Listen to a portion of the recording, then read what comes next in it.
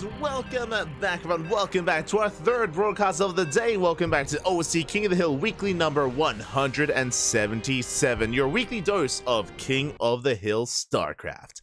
Again, a very unique tournament, very unique format. I'm, of course, OSC VIP, and with me, I'm joined by these amazing players. We have 15 players lined up, and one after another, they're going to be facing off in a best-of-1 format to see who is the King of the Hill. As spawning in the top left-hand corner of Oceanborn, we have our South Korean Terran player, the Red Terran representing Team New Angels. It is QuanTa. And in the bottom right-hand corner, we have the Green Protoss player representing CSO Esports. It is UedSoldier. Let us go. We have our first best of one. I mentioned before that Cristiano had the option. He did have the option to reprise his role as the King of the Hill, but Cristiano is otherwise not available, and as a result, is not going to be here in the starting round. Instead, we have two fresh players rising to the challenge instead. Bam! As we have our initial TVP. Some Korea versus Europe action. Once again, to reiterate the format of the tournament, these are purely best of ones back to back. Also, predictions are about to close. Predictions are open in the chat. Predictions are about to close. These are best of ones. The winner stays on, the loser is eliminated. Now, as the tournament progresses, if we run out of players, if we run out of opponents that we might revive, it is up to the admin, but we might revive some players if we do run out and if we do need to find some more opponents. Otherwise, we should be having some fresh players rising time and time again. Players like Cristiano, Gerald, Spirit, I think Max Pax has made his appearance from time to time, Special as well, and many, many others. As merely a taste of what's to come. For now, single gas opener. We have the single racks here, single gas into an expansion, very economic opener out of QuanTa. Meanwhile, UedSoldier going for the gate cyber into Nexus as well. So standard openers all around, standard opener out of UedSoldier, economic opener out of QuanTa. And I'm always happy to cast QuanTa. It's been a while, been quite some time, and QuanTa, of course, is an up-and-coming, rising Korean player in Terran player in the Korean scene. Has been on the rise, for a long time was on Club NV, was representing Club NV, but now has joined a new team, has joined New Angels. Again, Club NV for the most part, they no longer do support players anymore. They were supporting Creator for a long time, but Creator did join Blacklist International recently, so alas, would you see QuanTa kind of finding other teams to continue to participate in team leagues, I imagine, like New Angels. So QuanTa showing us he still wants to be active in the online tournament scene. As behind this is going to be a Stargate opener out of UedSoldier. Okay, I appreciate it. I do appreciate it here. It's going to be a Stargate into, I imagine, Phoenix. We could go for an Oracle-based opener instead. We have options. We have options for UedSoldier. But I appreciate it just because we've been casting a lot of Twilight Council games in today's broadcast. We've cast a lot of PvT today. Not just in Kung Fu Cup, but also in Code for Giants Cup as well. We casted a lot of PvT, so I appreciate this. This is refreshing to be rushing into Phoenixes instead of League Stalkers. I appreciate it. And back at home, we do have our 1-1-1 setup. Do have our 1-1-1. Nobody's a real streamer below 4 broadcasts a day. Ah, true. I don't think I've ever done 4 events in a day. I have had like a long cast, definitely, but I don't think I've done 4 tournaments. Maybe technically, technically I have, if you count like ESL Masters, like OCE into ESL Masters China, into an ESL Masters like Europe, into ESL Masters like America. Like that's the only exception, is when we were doing like the trifecta, not even the trifecta, the quadfecta, if you will, when we did all 4 regions of ESL Masters. This was a couple of years ago. Like that's the only time I think we've done like 4 events. But it's kind of one, like it's you know, the only time. For now, we're settling in. We're settling into our 3-1-1 setup.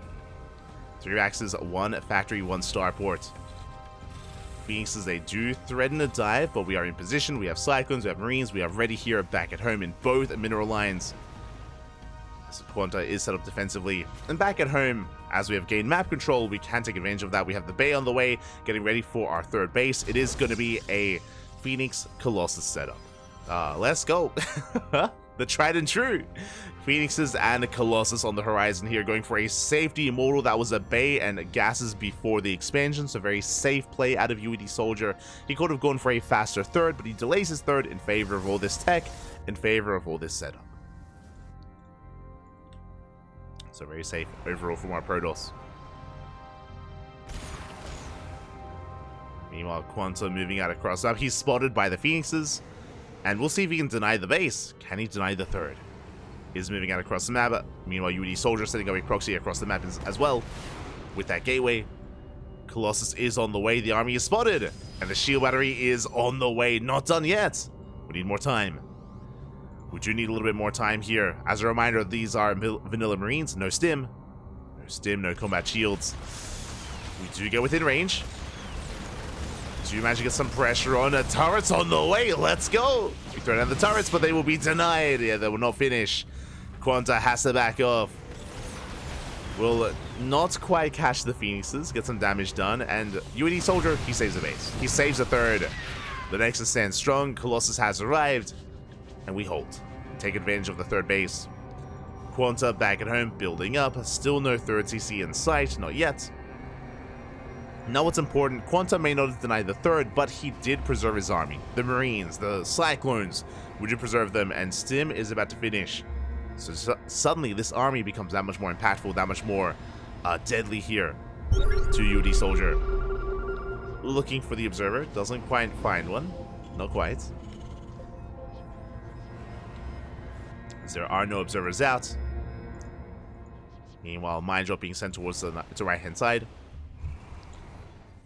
We're taking our third base, going for the drop. At the same time, it's now time for UedSoldier to move out. When his third base is getting up and running, we do run into the main army. Colossus is a little bit too far behind. Making our way through the Mine Shots. Ooh, massive connections. They connect with the main bulk of the army. And UedSoldier, his army is softened up. And he's going to keep pushing. No fear. And he commits nonetheless. We have the second Colossus on the way.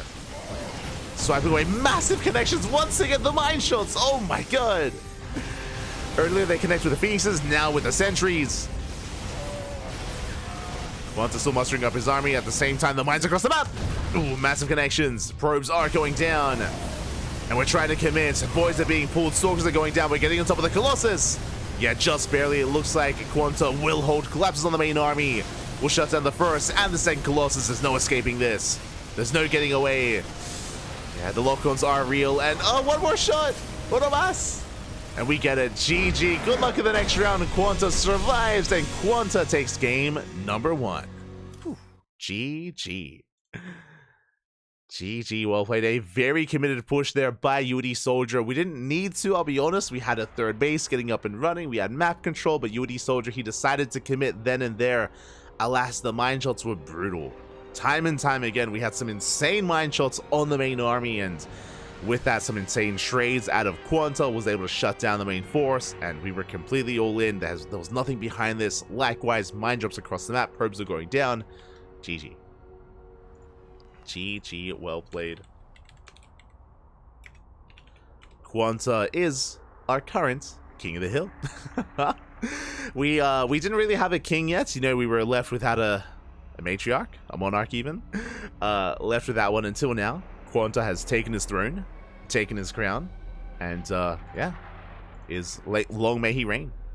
Long may he reign, PAPI. The question becomes, who will rise to challenge QuanTa? I should also fix up the out-of-game logo. There we go. Is a Terran. As a reminder, these are all best of ones. Best of ones is all we have for you. Best of ones is all we got. Matriarch of the street. Yeah, let's go. Aye. We'll see how long my brain holds up throughout the course of the broadcast. It's been 5 hours so far. It is 2 a.m. in the morning. 2 a.m. here in Australia. And we'll see if we can keep going. This should at least be another extra 4-hour cast. Like, OSC King of the Hill is typically around 4 hours. Sometimes a little bit more, sometimes a little bit less. So, casting until 6 a.m. Let's go. Let's go. Ah.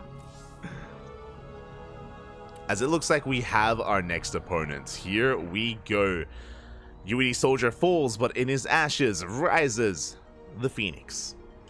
It could only be one player. Here we go. It is going to be NightPhoenix coming up next as our second challenger.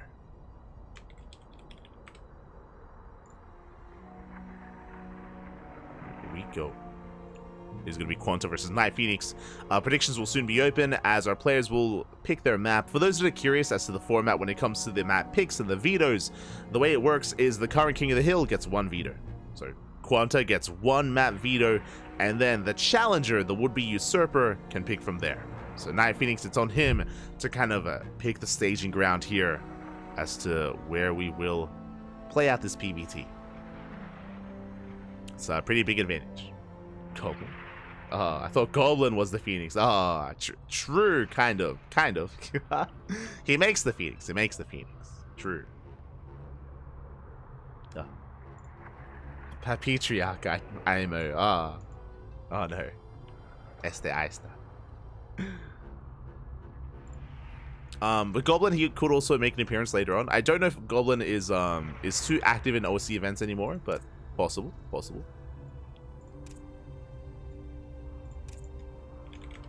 Is a possible pick.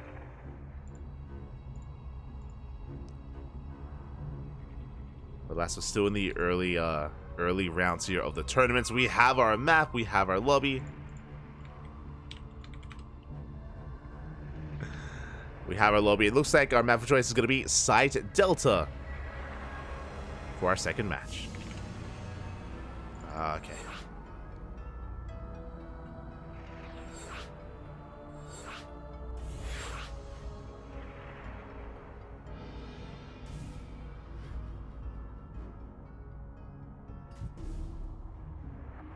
We go. Players are just getting things ready, getting things sorted. And once again, if you're in the chat, predictions, I'll do my best to try to keep up and get the predictions going as quickly as possible. I'll try to keep up. Yeah, players are ready. Interesting map. I mean, NightPhoenix, he's typically a very aggressive player. Very aggressive. We've seen a lot of cheese. We've seen a lot of 2-base all-ins. It's always a lot of fun. Always a treat casting NightPhoenix. Always. And we'll see if he can pose a challenge here to our current King of the Hill. Got your predictions. I got him back. As morning, in the top left-hand corner of Site Delta, we have our Ukrainian Protoss player, the Red Protoss representing Astronaut Esports. It is NightPhoenix. And spawning in the bottom right-hand corner, we have the South Korean Terran, the Blue Terran player himself, representing Team New Angels. It is the current King of the Hill, QuanTa. I will clear up that name. There we go. And QuanTa is looking to spice things up as we are sending our first SCV across the map. Hello, PAPI. Where are we going? Where are we headed? For proxy racks. Let's go. I was talking about the aggressive nature of NightPhoenix, and I stand by that, but our current King of the Hill showing us that he is not afraid to get down and dirty with the masses. The Rax is on the way. Just the one Rax. There's no second SCV. There's no second Rax across the map, but it's going to be 2-Rax Reaper nonetheless. 2-Rax Reaper at a QuanTa. The goal here is to get some economic damage done, to get some probe kills, and to, of course, transition back at home. This is not as committed as a proxy 2-Rax, just because one is back at home. It does allow us to transition a little bit easier, have some defenses back at home, and settle into a longer game. Probe Scout comes in, does confirm the Rax is back at home. Everything is looking as it should for the time being. For now.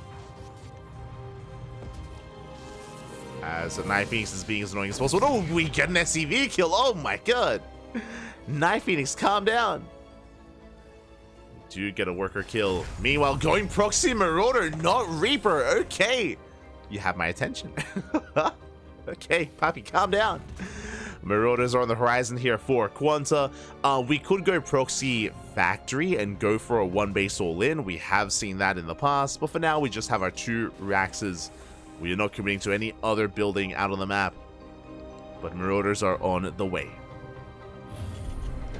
Oh my god, going for another tech lab back at home. Okay. Okay, PAPI. QuanTa's cooking. Castle being researched, of course. On that proxied Rax. Back at home, NightPhoenix none the wiser, going for the gate cyber expand. And we'll see how committed we're going to be. Are we going to be making Marauders back at home as well? No shot. What do you have for us? What do you got? We are! Oh my god. 2 Rax Marauder. Let's go. But one's at home. They're going to take a long time to get across the map is what I will say. It's going to be a while for them to really impact this initial proxy. Another SCV being sent out. They can buffer, they can throw down bunkers as well. And we are that much more committed. Okay. Marauder is revealed. To reveal ourselves. First Marauder will shut down this Adept. The other 2 move out across the map. No shield battery. The pylon is exposed. And the pylon's going to go down. Here come the bunkers. Yeah, bunkers are on the way.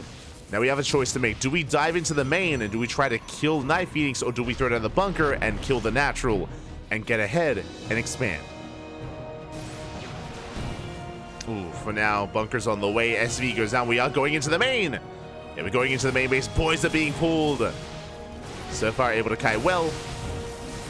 First Marauder is about to go down. The bunker is still not done. Can we save it? We cannot. Marauder does fall, but the bunker will complete. And just barely it does. The bunker does finish up. We have control of the low ground. Nexus should fall. But in the main base, we have a robo to respond. We have Immortals on the way. Immortals are in production. That will help when it comes to breaking down this bunker. And we're expanding. Yeah, we are expanding back at home. We are working towards a longer game. We're trying to transition, I should say. SCV goes down. We do focus on 2 more Stalkers and a 3rd. 3 Stalkers going to be going down. The Immortal as well, under fire, cannot escape. Oh, barely goes down. The trades are insane. We shut down the army. We have control of the low ground. The Nexus will still fall as well. And this is getting so much damage. Oh my god. It's getting so much damage done. NightPhoenix falling back, getting into another Immortal with a War Prism as well. We cannot save the base. Stalker doing what it can. And now QuanTa going further into the main. Immortal still on the way. Rack's gonna be landing. Let's go. Boys are being pulled. Oof. And hopefully everything is okay as looks like we do have a bit of a lag spike going on. We are on US Central, so it shouldn't be I mean, it looks like that might be on NightPhoenix's end. It's okay. We're more than willing to wait. More than willing to wait here, but things are looking bleak. Things are looking bleak here for NightPhoenix, just because back at home QuanTa is expanding, and QuanTa is already working on a 2nd Rax. eBay's on the way, Stim +1. QuanTa's in control of this game here, and NightPhoenix will be able to hold on to the main, that's true, but it's about the counterattack, right? Like, can NightPhoenix get some counter damage done across the map? We need to, desperately. Otherwise, it's gonna be a rough game here for NightPhoenix. We'll see. We shall see. As NightPhoenix is still testing his ping. QuanTa's my new Maru. QuanTa's beautiful, man. You're beautiful. Yeah, there used to be a lot of rising Korean Terran talent in the Korean scene. I don't know if you're familiar with some of the more amateur Terran players back in the day, but Percival was one of them. It used to be... Oh, as we're jumping back in.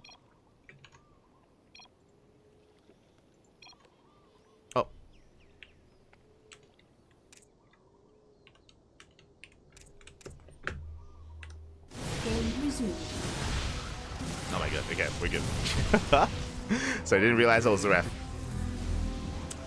But here we go. We do have the Marauders pulling back. Again, we do take control of the high ground, forcing back the army. The juggling though. Oh, the juggling. Focus on the bunkers, focus on the Marauders. NightPhoenix will defend. And NightPhoenix will hold. But again, it's not about the defense, it's not about the hold. It's about what's happening back at her. That's about what is happening back at home here. We have our rack set up. The CC is almost done as an orbital. It's going to be how many racks is 3 racks in total. Factories on the way. Stim is finishing up as well. So the pressure is on NightPhoenix not just to survive, but to counterattack. And here comes that Prism. Prism moves out. Does get 1, does get 2 Marauders. Nice juggling so far. The micro. They make it up back. It's important that we're not lagging. Important that there's no ping issues here. Oh my god. As the Immortal is so low, deep in the red. Swords and Marauder going for Orphan. Slick moves out of NightPhoenix. Zealot does drag the shot. It does distract the Marauder, but another Marauder has arrived. NightPhoenix, calm down. Okay, we do have Stim. Oh, we catch the Zealot. Guess that was another SCV. Stalker's rallying across the map, and QuanTa doesn't really have much of an army to work with. Cyclone has arrived. Cyclone, Marine, and Marauder. Back at home, NightPhoenix is expanding. And NightPhoenix is able to deny the expansion. We do have a second Immortal coming in. Let's go. We do have that second Immortal, but the Prism is zoned away. Is forced back. We're breaking through, though. With 2 Immortals, we're breaking into the main. NightPhoenix, can we pull this off? There's not much to work with. Boys are being pulled. NightPhoenix with the counter, 1 base all in. Let's go. With the counter aggression, the juggling is on point. The micro here out of NightPhoenix, keeping the Immortals alive. Juggling against the Marines. But the Cyclones, they still stand strong, and we shut down the army. QuanTa barely holds on. Does cost him 9 workers, though. 9 SCVs go down. NightPhoenix does maintain a worker lead. 28 probes. NightPhoenix is still in this. Still in this, PAPI. QuanTa still trying to expand. Has at least maintained these Cyclones. Has maintained the Cyclones, slowly pushing forward. Up! Oh my god. Barely catching 1 Immortal. The Prism! Prism is so low. The Immortal barely survives. Again, we have to get the hell out of here. We're testing our luck, PAPI. The army he boosts in. Yeah, the medevac is on the hunt. It looks like we do catch... Oh, barely the Immortal. The Immortal goes down. The Prism does survive. And how the pendulum swings from one player to the other. First QuanTa, then NightPhoenix, now back to QuanTa. Going for a massive counterattack. We have 3 Cyclones, Massive Marine, pushing out towards the natural. NightPhoenix is in trouble. Shield batteries are on the way. They are in production. But now we ignore it. We drop into the main. We are spotted. The juggling once again. We avoid the shots. We maintain ourselves. Cyclone's pulling back. Bearing in mind, Stim is done and Combat Shield's about to kick in alongside +1. Upgrades in favor of QuanTa. Still riding across the map. Oh. Just catching that sentry. We committed. The force fields are good. Yeah, we zone the army away. We drop over the wall into the overcharge. Yeah, and NightPhoenix is going to hold on. The overcharge a little bit too good. And a massive overextension by QuanTa. Does overextend, bleeds out too many Marines. The medevac! Oh, medevac goes down as well. NightPhoenix chases him down. Tit for tat. And the game will settle. We're going to take a moment to breathe. Both players on 2 bases. NightPhoenix is going out for a counterattack, taking a 3rd base behind this. QuanTa back at home, getting into additional racks. No 3rd CC yet. Going for a double drop. Is going to run into the main army. Oh! Does run in. Medevac goes down. A full medevac as well. Who needs Blink? And NightPhoenix is moving forward. No bunker on the high ground. No tanks either. QuanTa caught with his pants down. Yeah, barely an army to work with. Widowmines are burrowing. NightPhoenix pushing forward. And QuanTa just has, what, a handful of Marauders and some Widowmines. Boys are being pulled. Nice force fields. And zoning back the army. Creating a choke point. Mine shots up. Do connect. get one decent connection, but that's all we're gonna get. Oh my god, never mind. Another good connection. Zealots are going down, Immortals are exposed. We can stim on in. We can stim forward, but this is gonna cost us 16 SCVs. QuanTa does hold, but he's down to 19 workers. Ay, ay, ay, barely an economy. Barely on one base economy. And back at home, NightPhoenix, the longer this goes on, the better it is for the Protoss. We only have 2 gates. Oh, okay, 3rd gateway just now finishing up. We're gonna have a hard time reinforcing. QuanTa now moving out. Going for a counterattack, has 1-1, stim, combat shields, because of shell as well. The Immortals are low, no shield battery, not yet, it's on the way. Can we break through this? Can we break in? Oh, oh, the force fields are brutal. Once again, the friendly fire as well. Yeah, the Bio Army, there's barely anything left here. Barely any Marines, barely any Marauders. And NightPhoenix will hold. It's been a scrappy game between QuanTa and NightPhoenix.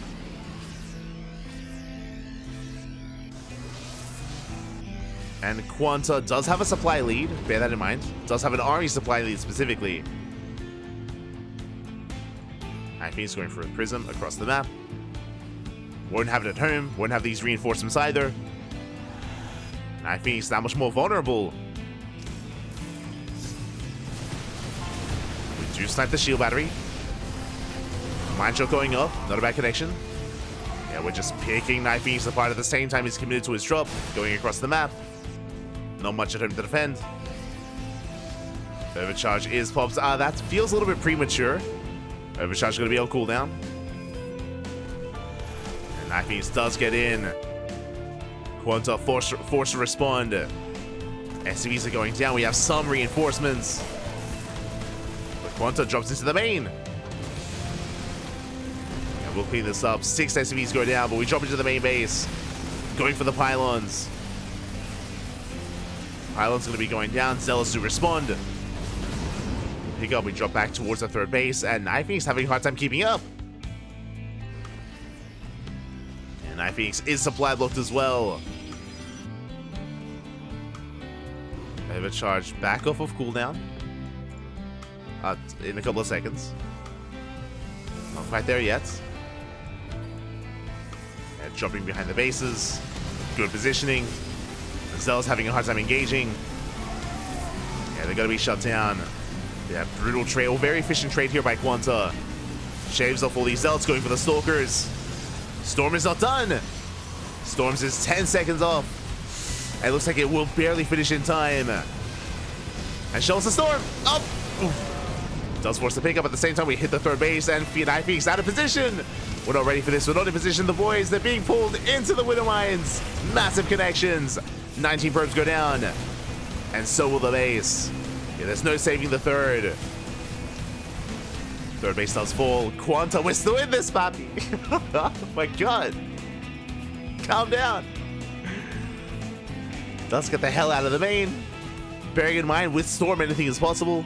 We have a lot of potential with this army, with these High Templar. Widow Mines do reposition.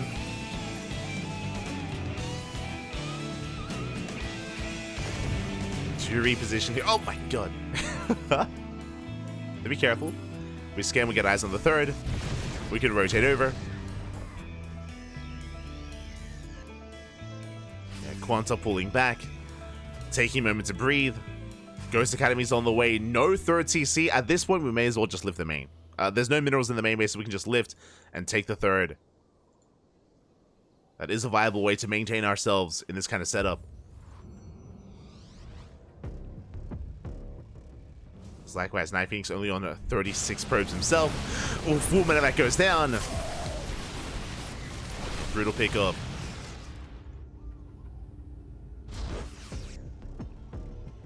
I mean, QuanTa has potential. We can't really dive right now just because of Storm, but that's where the ghosts come into play. If the EMPs are on point, if we can catch out these High Templar, that's game. Like, the Storms are the only thing keeping NightPhoenix in this against this hefty army of 1-1 Bio.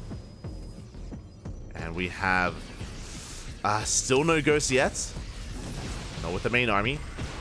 Medevac goes down. Massive pickoff. Good mine shot though. One mine does connect. Reinforcements on the way. Where's the Ghost?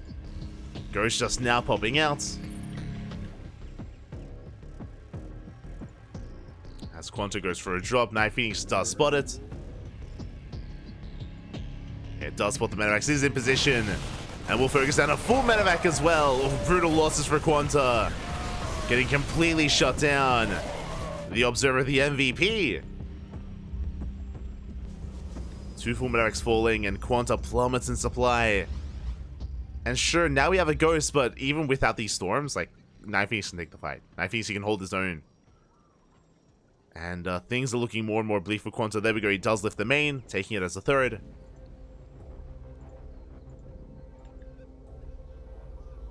QuanTa has to retreat, and NightPhoenix is stabilizing and building up a death ball of an army. Immortals, High Templar, Storm, Charge Lots, Blink Stalkers, like we're more than ready. And QuanTa is in trouble.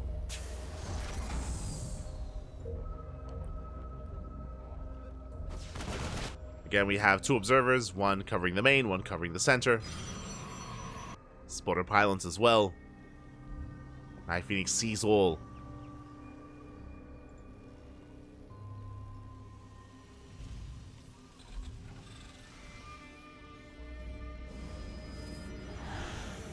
And now we're diversifying our splash damage. We have the Bay on the way. That's going to be for Colossus, Disruptors.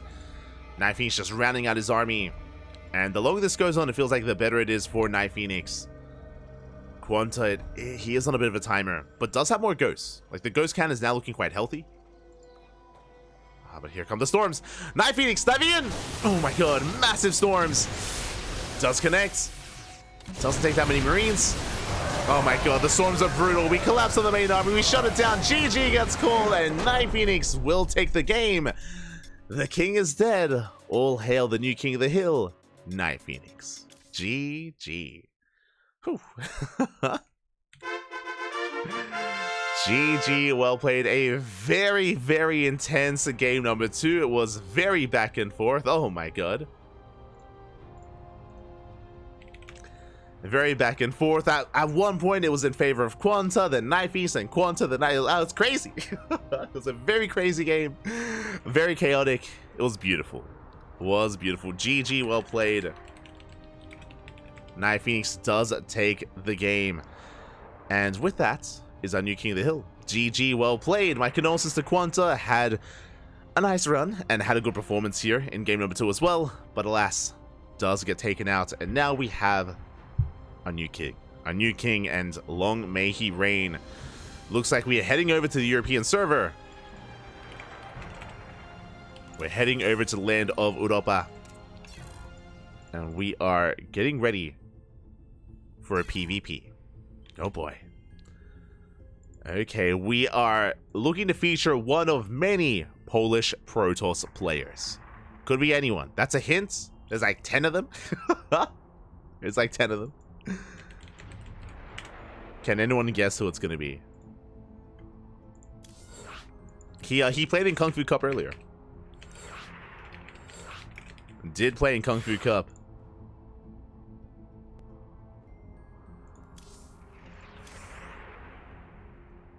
Earlier today. And no. Not going to be Gerald. It is going to be the Polish Protoss player himself. It is going to be Mana. Let's go. Let us go. It's the other one. There's so many of them. There's so many. Mana is going to be rising here to the challenge to face off against NightPhoenix.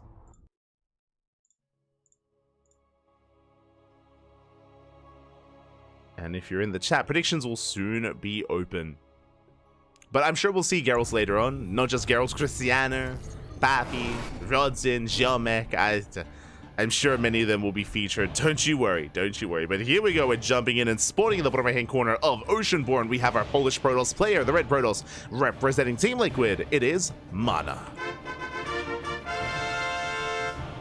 And spawning in the top left-hand corner, we have the Ukrainian Protoss player, the Blue Protoss himself, representing Astronaut Esports. It is NightPhoenix. And if you're in the chat, predictions are now open. Place your bets and best of luck with your predictions. Christy Herald. Let's go. True. Christy Herald PAPI. Oh my god. I had to add the PAPI at the end. I had to. Is a Polish Protoss. True. But now we're settling in. We're settling into our PvP. I should also fix up the names. I apologize. NightPhoenix is a cat girl. True. It is known. Catching with chat. That was just awful. That was beautiful. What do you mean? It's a thing of beauty, man.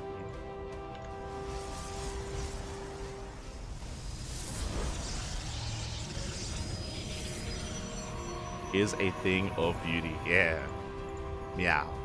But now it's going to be a 2-gate opener. It's going to be a 2-gate opener out of Mana. Likewise, 2-gate opener out of NightPhoenix. We are settling into our PvP. There's no kind of crazy gate expand setups. There's no crazy one-base play or anything like this. I should say no crazy greedy openers like we would see from Max Packs, for example. We are settling in. Second pylon has been thrown down in the main base for NightPhoenix. Likewise, in the main base of Mana as well. So we are setting up our second pylons. No proxies, not yet. And both players do confirm. Meanwhile, we have our units of choice. It's going to be double Stalker from NightPhoenix. Meanwhile, it's going to be singular Sentry here and a bit of a greedier opener out of Mana. What I mean by that is when you make a Zealot, it is just a fake out. You cancel the Zealots and go straight for the expansion. So a much more greedier start here by Mana. Going for a much faster expansion. And it's going to be on NightPhoenix to try to punish this or to try to catch up. We'll see if he can. Stalkers are moving out. Do have our 2 followed by our 3rd and 4th Stalker. Oh, the probers. Let's go. I'm getting deja vu. Not going to lie. I'm getting deja vu. This looks like the setup of a 1-base all-in. Twilight Council has been thrown down. This probe might go for a proxy pylon and a gateway. And we might just embrace a 4-gate. Oh, we are. We're going to wall off. Oh, boy. Let's go. Let's send it. Stalkers have arrived. Did you confirm the expansion? Oh, they're about to. They're trying to get a read on what's going on. Yeah, the Nexus has been revealed. We're going for the Sentry. Nice control. Sentry does fall. And do we embrace that proxy? Do we throw down a pylon? For now, NightPhoenix barely will escape. We're 1 shot away from losing that first Stalker. Yep, pylon is on the way. It's going to be 2 gateways back at home, a 3rd gateway across the map. Blink is being researched. And NightPhoenix's goal here is to try to punish the greed of Mana. To punish that greed. Shield battery is going to fall. We are breaking in. What do we have to defend? We have an Immortal on the way. The Immortal's being chronoed, but we're busting into the main base. Shield batteries are going down. And we can depower the gates. Up. It's going to be close. The force fields. Not quite. And NightPhoenix backs off. Respects the sentries. Respects the force fields. Does retreat. Is going for the low ground. And is expanding back at home. Do love to see it. So we ideally shut down the natural. And take our own expansion. And we force Mana into a 1-base play. Into potentially a 1-base counter all-in. I say that, but Mana does save the natural for the time being. Adepts shading into the main. Does drag Mana out of position. That does expose the natural. Probes are going down. We get 3 so far. 3 workers. The base is under fire.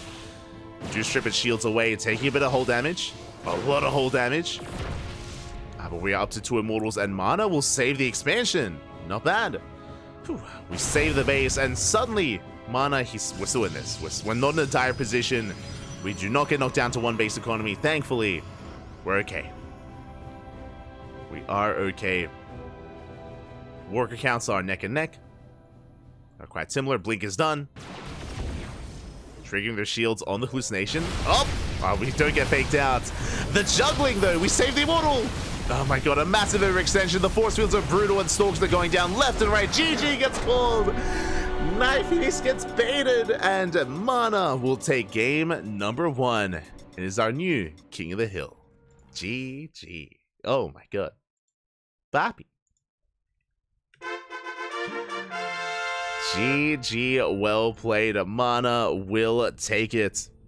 Again, NightPhoenix did have the opportunity to get into a longer game, was expanding, but did see how exposed those Immortals were. As you saw, we dove on the Immortals. Just as we dove in, the Prism arrived, and the Prism was able to save the Immortals, able to avoid those Stalker shots, force fielded the army in, and there was no way out. There was no way out from then on forward. NightPhoenix was trapped, and Mana takes the game. GG, well played. Mana does take the game and is our new King of the Hill.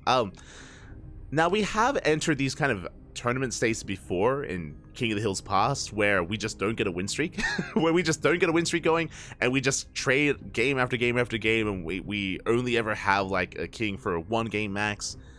That could be the case here. That could be this could be the beginning of a trend, as no one has taken more than one game so far. Still early in the tournament, but oh, I can see it happening. I can see it already as we are getting ready for our next best of one. We're going to be staying here in the European region, and we are about to get some Polish on Polish action. Mana going up against his countrymen in a PvP. Of course. It's going to be Mana versus a player that was mentioned earlier today. It's going to be Mana versus Gerald. Let's go.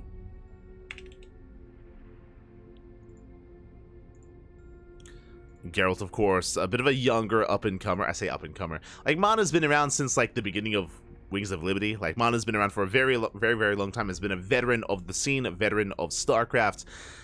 Gerald's a bit of a newer face, rising during the COVID era of StarCraft. I'm referring to 2019, 2020 is when Christiana and Gerald really kind of got into the scene and really rose through the ranks.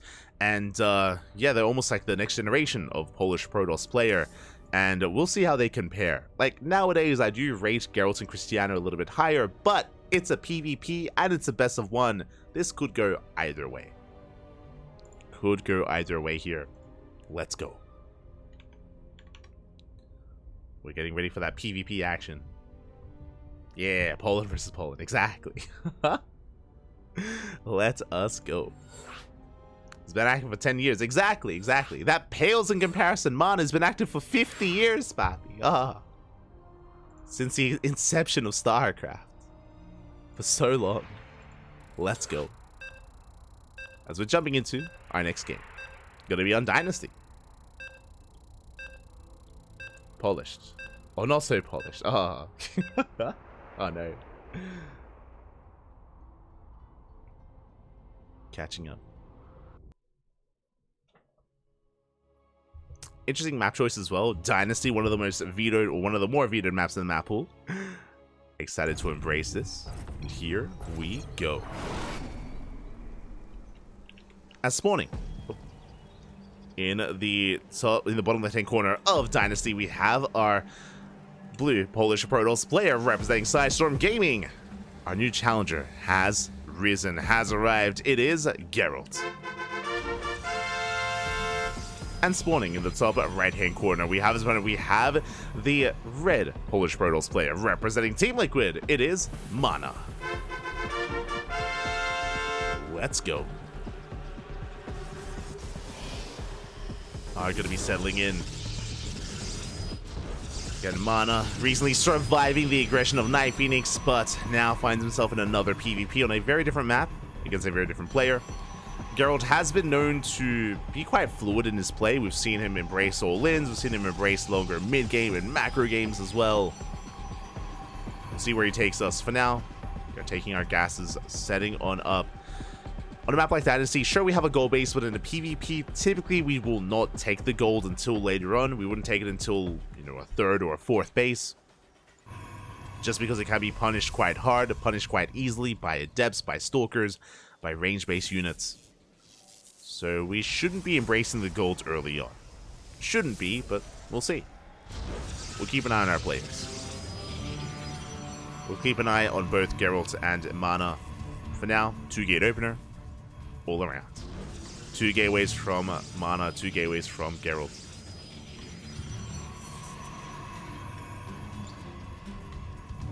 Oh, my apologies. My apologies, Pat. Okay, I got you. I got you covered. Look, this is what happens when players, they make their names Meow. we have to manually change the names in the UI. Which I'm shaking my head. But thank you, I do appreciate it. It is mana, not NightPhoenix. For now, it is going to be a double adept opener. Interesting, a bit of a more aggressive side of the mana. With double adept, we can zoom across the map, of course, threaten the mineral lines. We can follow this up with another set of adepts, up to 3 and 4, and even up to 6 adepts as well. We'll see how hard we commit to adept aggression. We shall see. As Gerald is being a nuisance, we'll pylon block on the low ground. Likewise, mana doing the same. We'll be pylon blocking, delaying the expansions, trying to get read on what's going on. Pylon does finish, actually. Okay. Mana does cancel. Gerald does complete. That means it's going to be 100 minerals down the drain. Oh my god, going for the cyber block as well. And Mana doesn't care too much about expanding. That is going to be a robo opener. And we are setting up for a proxy. PvP. Let's go, as we'll see if Mana can sell the story that he does want to expand. Adepts, they do shade across, but we do get locked down, forcing the recall.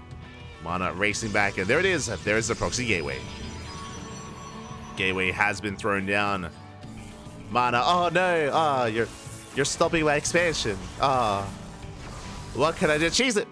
Send it, Papi, send it. Let's go. Robo's about to finish. Additional adepts are on the way.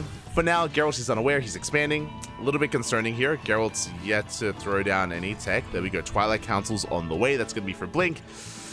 And we'll see how hard Mana does commit with this. As the Cyber Core is still up and running. At this point, Gerald should be aware that something is wrong. We can see that Gerald, he's rotating to check the gold. He is rotating over. Cyber Core just now about to go down. Gateway's finishing up.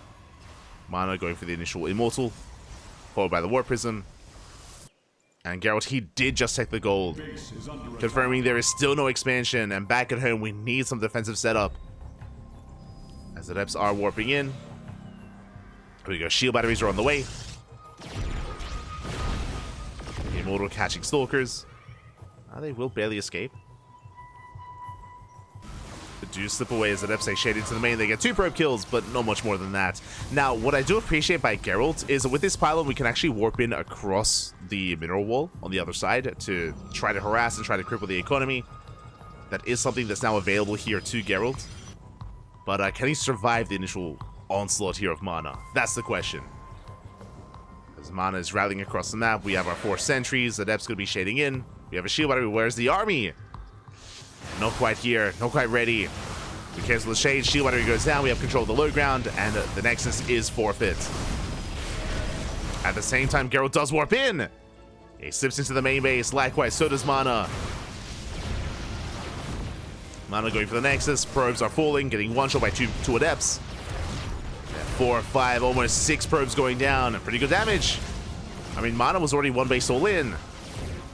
His economy is that much more crippled. Back at home, he does expand, to be fair. Does take the expansion. His goal now becomes to contain. Oh, the Prism! Prism goes down. And War Prism does fall.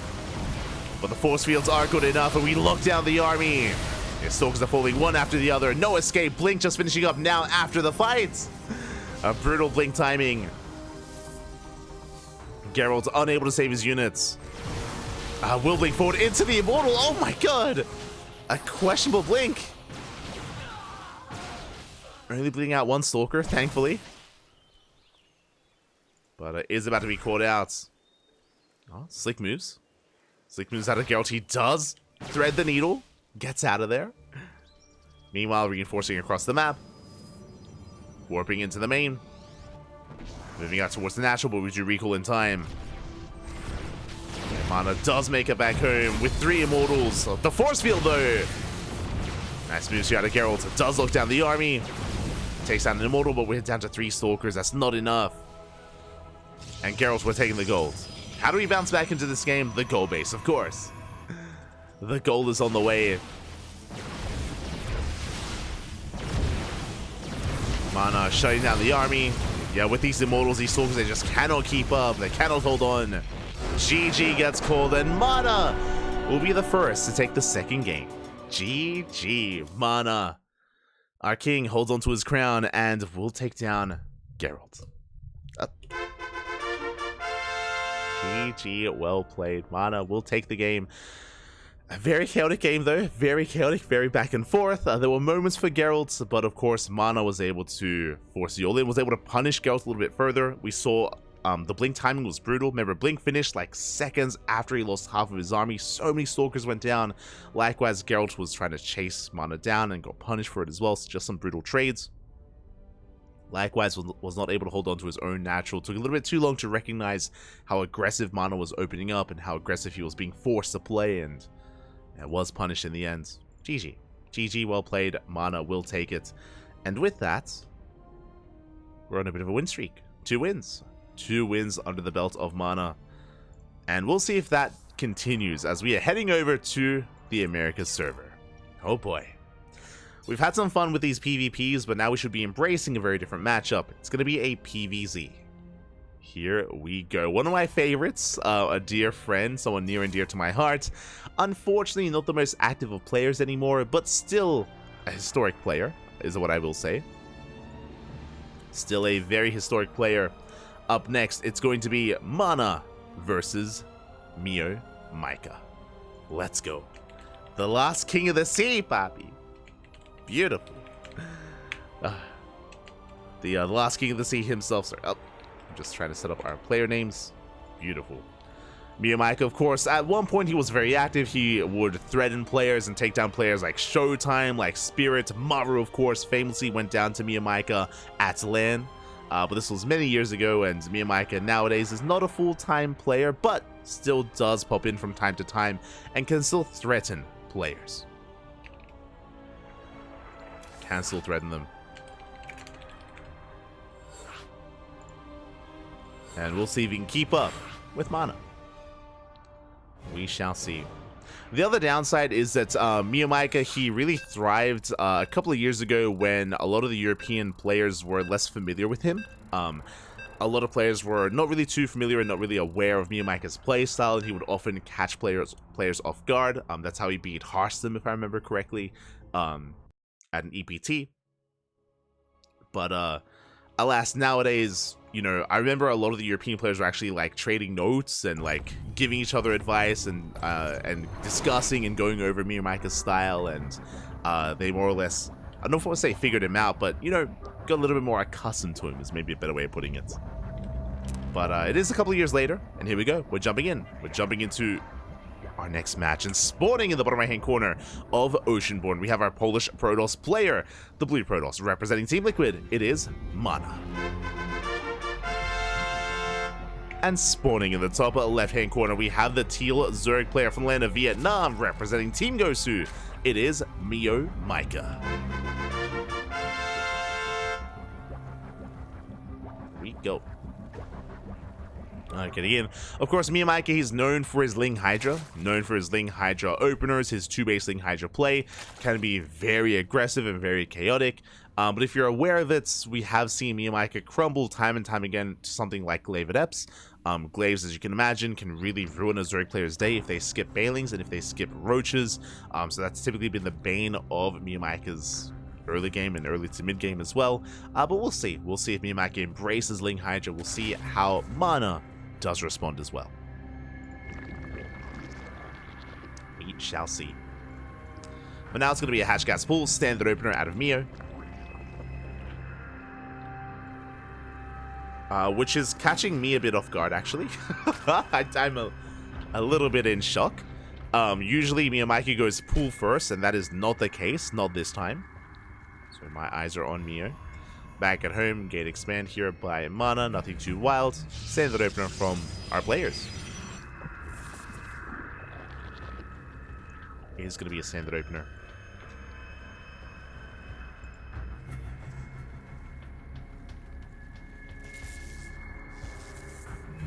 Here we go. So now the probe does, oh my god, the probe does dip in.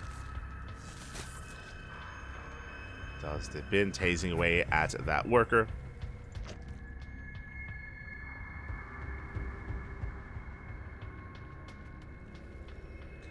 As Probe is going to rotate around.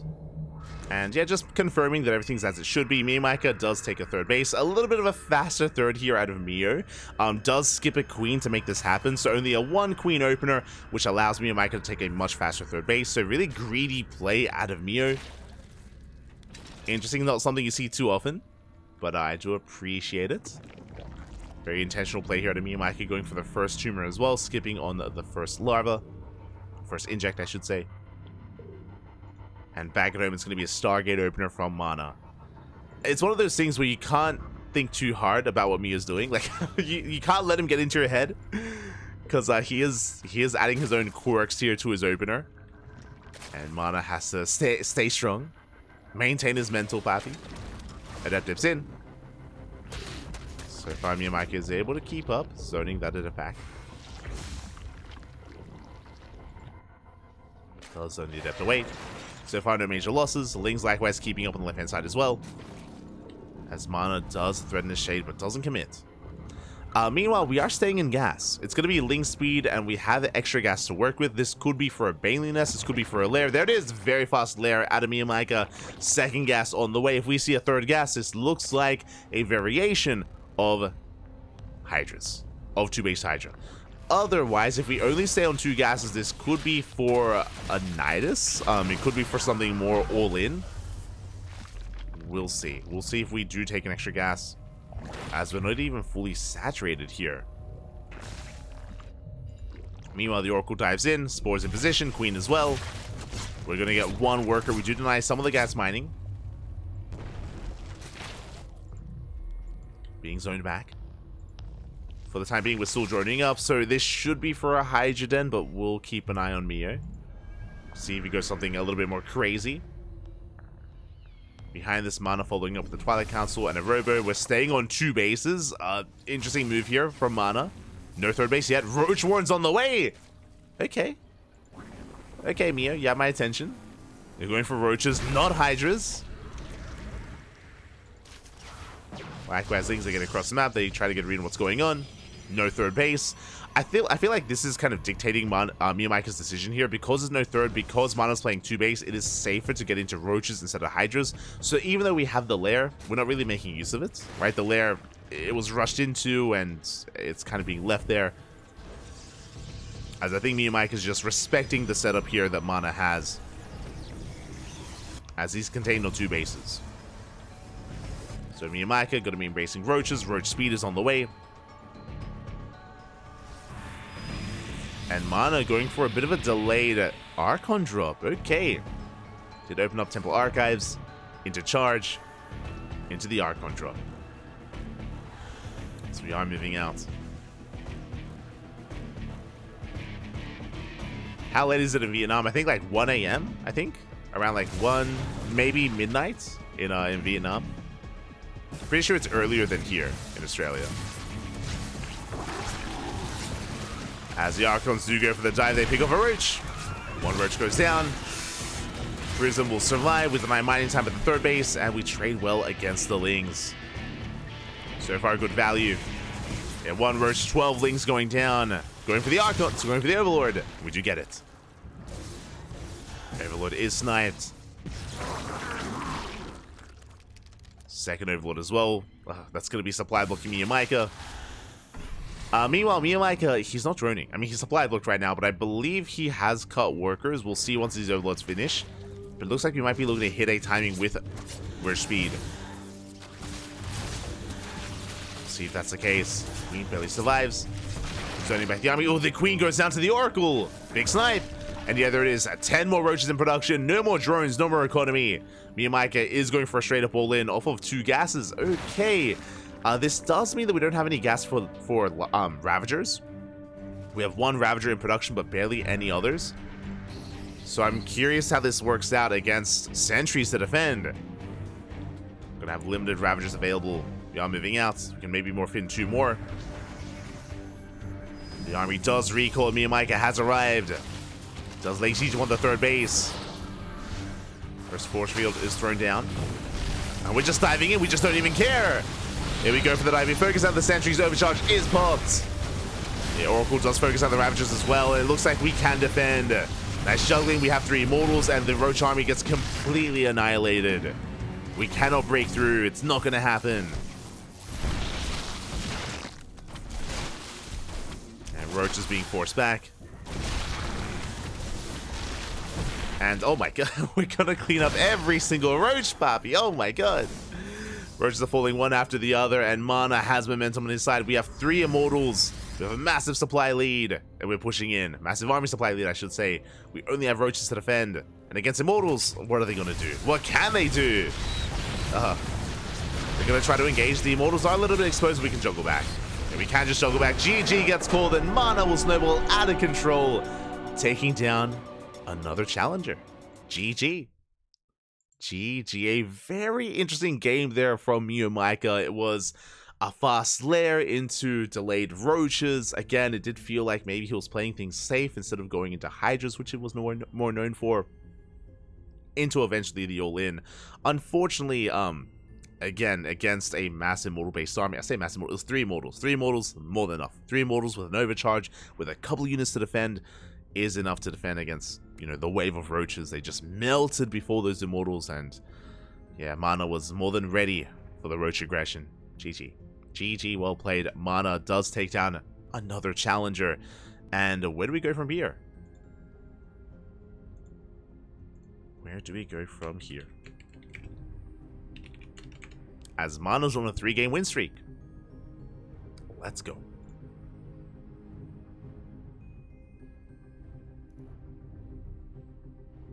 Let's us go. It's on Eddie. Shout out to Eddie, by the way. Eddie, of course, the owner of OSC. Oh. The owner of OSC. And our admin for tonight's event is, of course, structuring the players. And he's the puppet master behind the scenes, kind of, you know, picking and choosing who plays against who and the storylines that we have available. And it's because of Eddie, you know, Funada Eddie here, for making, once again, another PvP of reality here. Once again, the Polish players are going to be forced to play against each other. It's going to be another Polish versus Polish matchup. Mana, he recently played against Gerald, and now Mana is up against PAPI. Let's go.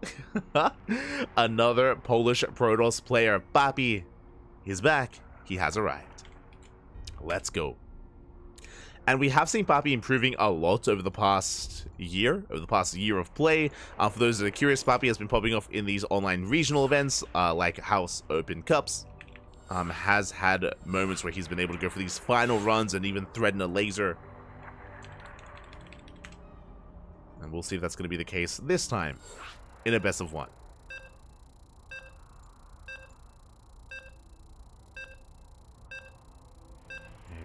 Best of 1 of all things.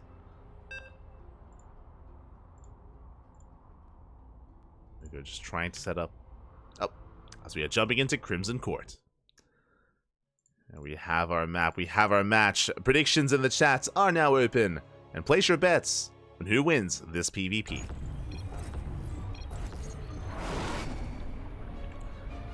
As spawning in the top right-hand corner of Crimson Court, we have our Polish Protoss player, the red Polish Protoss, the current king of the hill himself. Long may he reign, representing Team Liquid with 3 wins under his belt. It is Mana. And spawning in the bottom left-hand corner, we have his opponent. We have the other Polish Protoss player, the blue Polish Protoss, representing Berserker Esports. It is PAPI. Hi, PAPI. Let's go.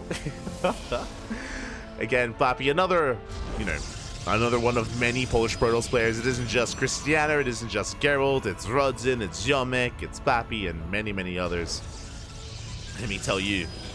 And again, has been on the rise as of late as well. I do think that both Geralt and Cristiano have most of the limelight, but PAPI has also been rising through the ranks, has also been threatening their kind of position in the hierarchy of Polish players. Has been rising up behind them, and we'll see if he can prove himself here against the current king of the hill. We shall see.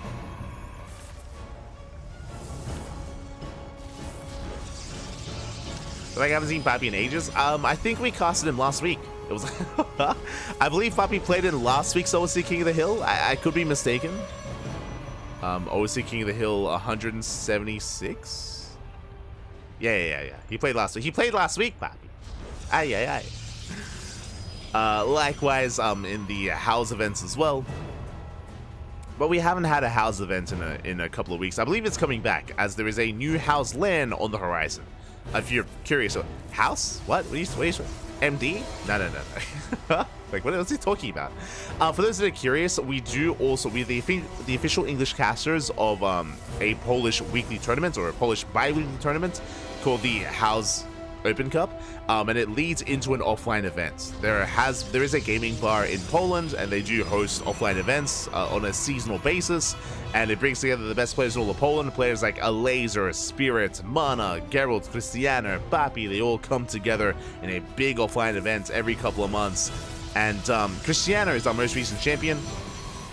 Cristiano, he was crowned the Prince of Poland. He did defeat a Laser in a best of 7. It was a wild event. It was a wild series. Cristiano is our most recent champion, and I believe there's going to be another big LAN happening in a couple of months. So do look forward to it if you want some Polish on Polish StarCraft. You do want it. For now, we're settling in. We are going to be settling in. It's going to be a 2-gate opener into our expansion. Likewise, Mana doing the same. This time, no crazy chaos. This time, no one-base all-in setup.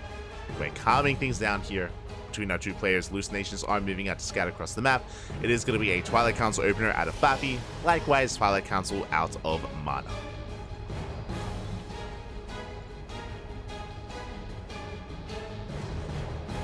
Play needs a low. Let's go.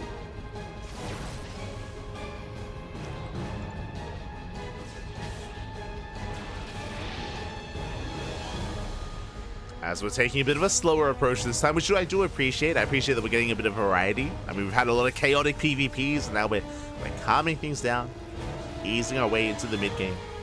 Doesn't always have to be just chaos, pure chaos in PvP. I mean, I appreciate it. I like it. But, you know, variety. So now we're going to be saturating. Blink, of course, on the way. Going for the constant hallucination scouts. This is a big reason why Stalker Sentry openers are so commonplace nowadays, is that because we're able to have these hallucinations to confirm the tech, confirm anything crazy like additional gateways, a delayed third, a faster third, tech like a Dark Shrine, a Stargate. It's all about scouting, all about vision, all about that map awareness.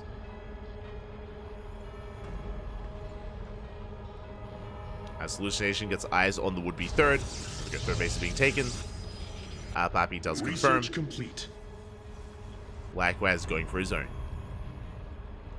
So yeah, much more a bit of a gentleman's agreement here between Mana and PAPI, where we're just building up.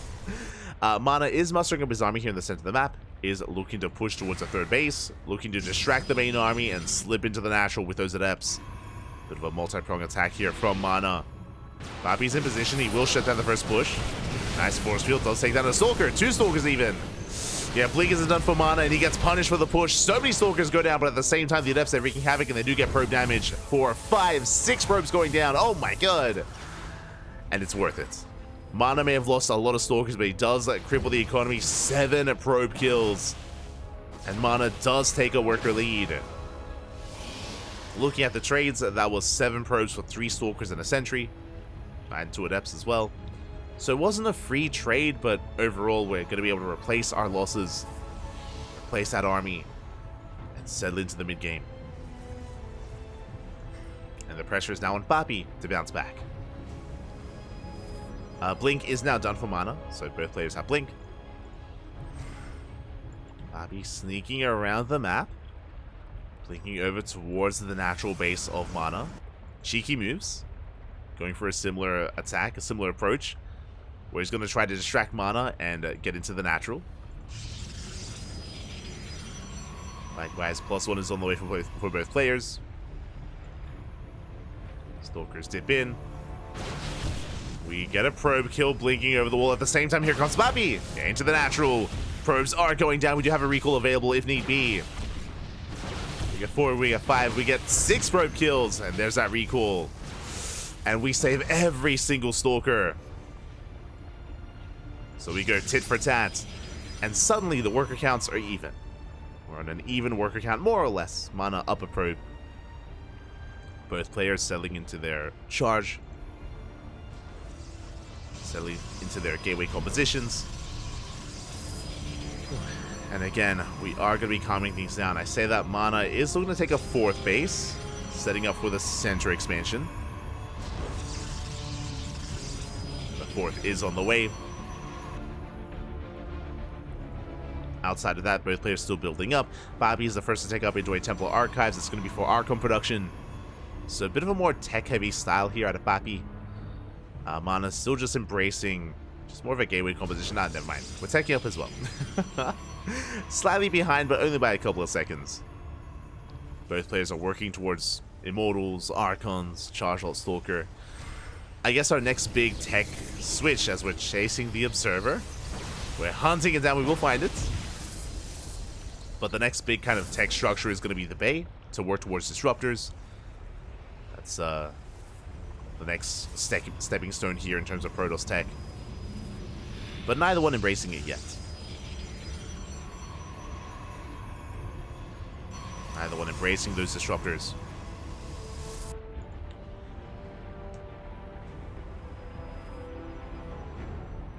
Drone sync here. Exactly. As Mana will have the slightly faster expansion. +2 is on the way. It looks like PAPI has forgotten +2. That is a little bit unfortunate. +2 could have begun long ago. Yet to do so. So there's going to be a window. There's going to be a timing where Mana has an upgrade lead over his opponents. That can be impactful. You know, PAPI pushing forward. Archon is ready. Just the one. Zelsa going to try to break through. Overcharge is going to be popped. We focus on the shield battery. Overcharge does go down. But there's 4 Immortals behind this. And the Immortals are going through the Archons. Going through the Stalkers. And PAPI, I don't think he can break this. Yeah, not against a wall of Immortals. Oh my god. We punish PAPI. We focus on the Prism. Prism goes down. And PAPI, his dive is being punished so hard here. And didn't know what he was pushing into. Didn't respect the Immortals. Zelsa coming in to reinforce. Mana overextending a little bit. We do have to back up. And more Zelsa on the way, but likewise Mana also reinforces, and he does hold his own. Does hold the line and retains all of his Immortals. And now suddenly PAPI's in a rough position. He's down in army, down in the quality of the army as well. As PAPI, he just can't catch up. Like, how do we catch up with Immortals? With an even robo count here. It's not going to happen. And there it is. The Bay is on the way. This is how we catch up. We have the Bay, we have the second robo. We spoke about Disruptors, but this feels late. This feels like a late response, a late reaction, a bit of a desperation Hail Mary move. The reality is that Mana's pushing first. Before we can even think about Disruptors, here comes Mana. Is moving in. Shield battery's exposed. It's going to go down. Army's out of position. And Zelsa getting into the mineral lines. Going for a massive wave of reinforcements. We go for the dive. We deny the warp in. Let's go. We do deny the warp in, but alas, the Immortals, they still stand strong. Yeah, Stalkers, they melt. GG gets called, and Mana takes down, claims another victim, takes down another opponent. GG. Oh my god. GG, well played. There was potential here for PAPI, definitely. There were more back and forth, but alas, PAPI did overextend initially, pushing towards that center base, did misjudge the army, did misjudge the situation, and PAPI lost almost everything in that push, in that initial fight. We saw that to recover, PAPI was trying to head into Disruptor production, but as we mentioned, it was more of an afterthought. It was never the initial plan to work towards Disruptors, and again, it was a bit of a Hail Mary play. Before the Robos could even finish, Mana, he popped off. Mana did pop off. GG, well played. Mana will take the game. And suddenly, Mana goes on an even longer win streak here. 4 wins in a row. Mana, can he be stopped? Can anyone stop this man? Mana on a massive win streak here, and we're getting ready for our next match. We're getting ready for match number 7. Who's it going to be? Let's find out.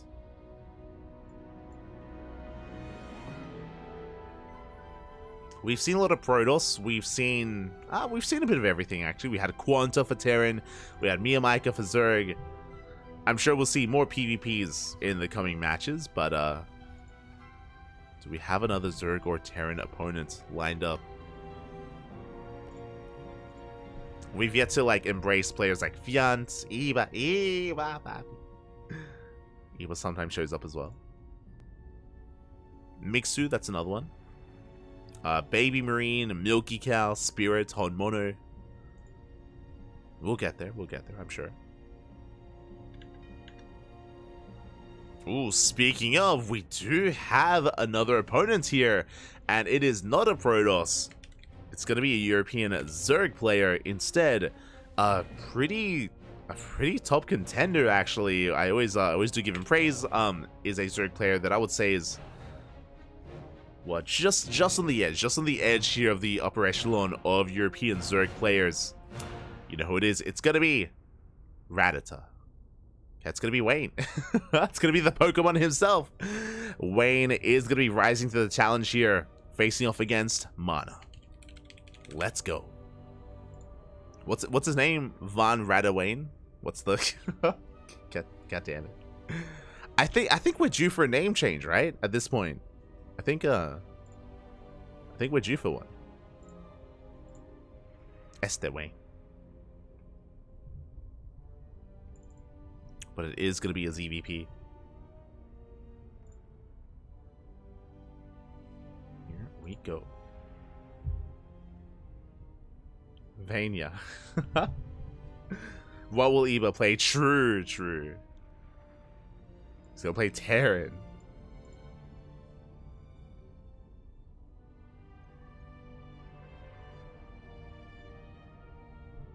Vanyadata. Oh, God. Este Wayne. So we are going to be setting up here for our PvZ. Wayne is going to be rising to the challenge, but it looks like we need a little bit of time. It looks like Wayne needs a moment or two to set up. So we're going to have a short break. We're going to be having a short break here. We still have many more matches to come. Quickly double checking. I mean, a lot of these games have been fast. We are almost halfway through. Almost. This is match 7 out of 15. We are nearing the halfway mark at this point.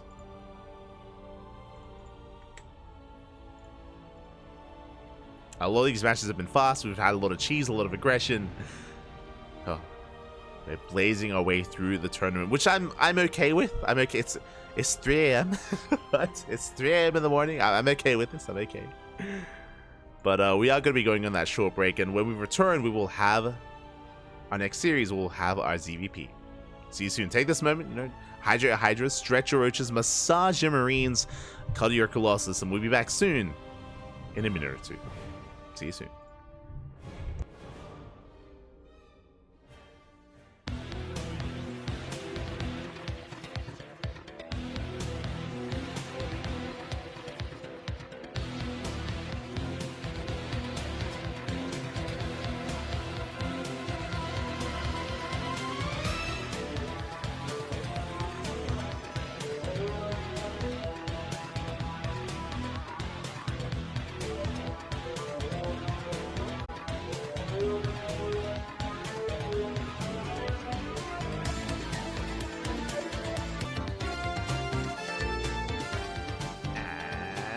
Welcome back, everyone. Welcome back. I apologize for the short delay, but I hope you enjoyed the brutal OSC as we have returned with our 7th match of the night. If you're in the chat, predictions are now open, and we are jumping in to our next series, our next best of 1. And spawning in the top right-hand corner of Crimson Court, we have our Polish Protoss player, the red Protoss representing Team Liquid. It is Mana. Oh, calm down. And spawning in the bottom left-hand corner, we have the red Zerg player, the blue Zerg representing Starlight Twinkle. It is Wayne. Here we go. Are jumping into our 7th match, and Mana, he's on a 4-win streak, the current king of the hill, the king of the event so far. And can he be stopped? Can he be slowed down? Wayne, where are we headed? We're headed for the center base. It's been a while since we've seen a ZVP on Crimson Court. Been a while since we've seen a player embrace this center hatchery. We saw this out of Solar yesterday, if you do recall, during the WTL match. Now we're seeing it here against Wayne once again. If you remember, in the start of the season when this map pool was fresh, this space was very often taken to kind of leapfrog into an all-in, where you prioritize the Rich-Festing Gas Geyser and head into a roach-based all-in like a German Taxi or a Queen Walk across the map. That was very commonplace. Nowadays, you can kind of pick and choose. You can commit, or you can just take it as a base and get into a longer game instead. We'll keep an eye on Wayne. An all-in is available though. Again, with that high yield gas, likewise you can spread creep very quickly across the map towards your opponent's base. We can test the defenses of Mana. Can it test his defensive prowess? For now, hatch gas pool, we're settling in. Settling into our opener. Likewise, Mana going for his own gate expanded Cybercore. Mana has confirmed, did get eyes on the expansion of choice, is aware of the hatchery, and is just being as annoying as possible, hazing away before coming back home. And we'll see how Mana attempts to harass this base. We could just embrace just a standard opener and just go Oracle into a third base, into +1 Blink Stalkers. I wouldn't be opposed to going for Oracle into a Twilight Council as the third base is being taken to go into Glaive Adepts, but we'll see. See how aggressive Mana wants to be.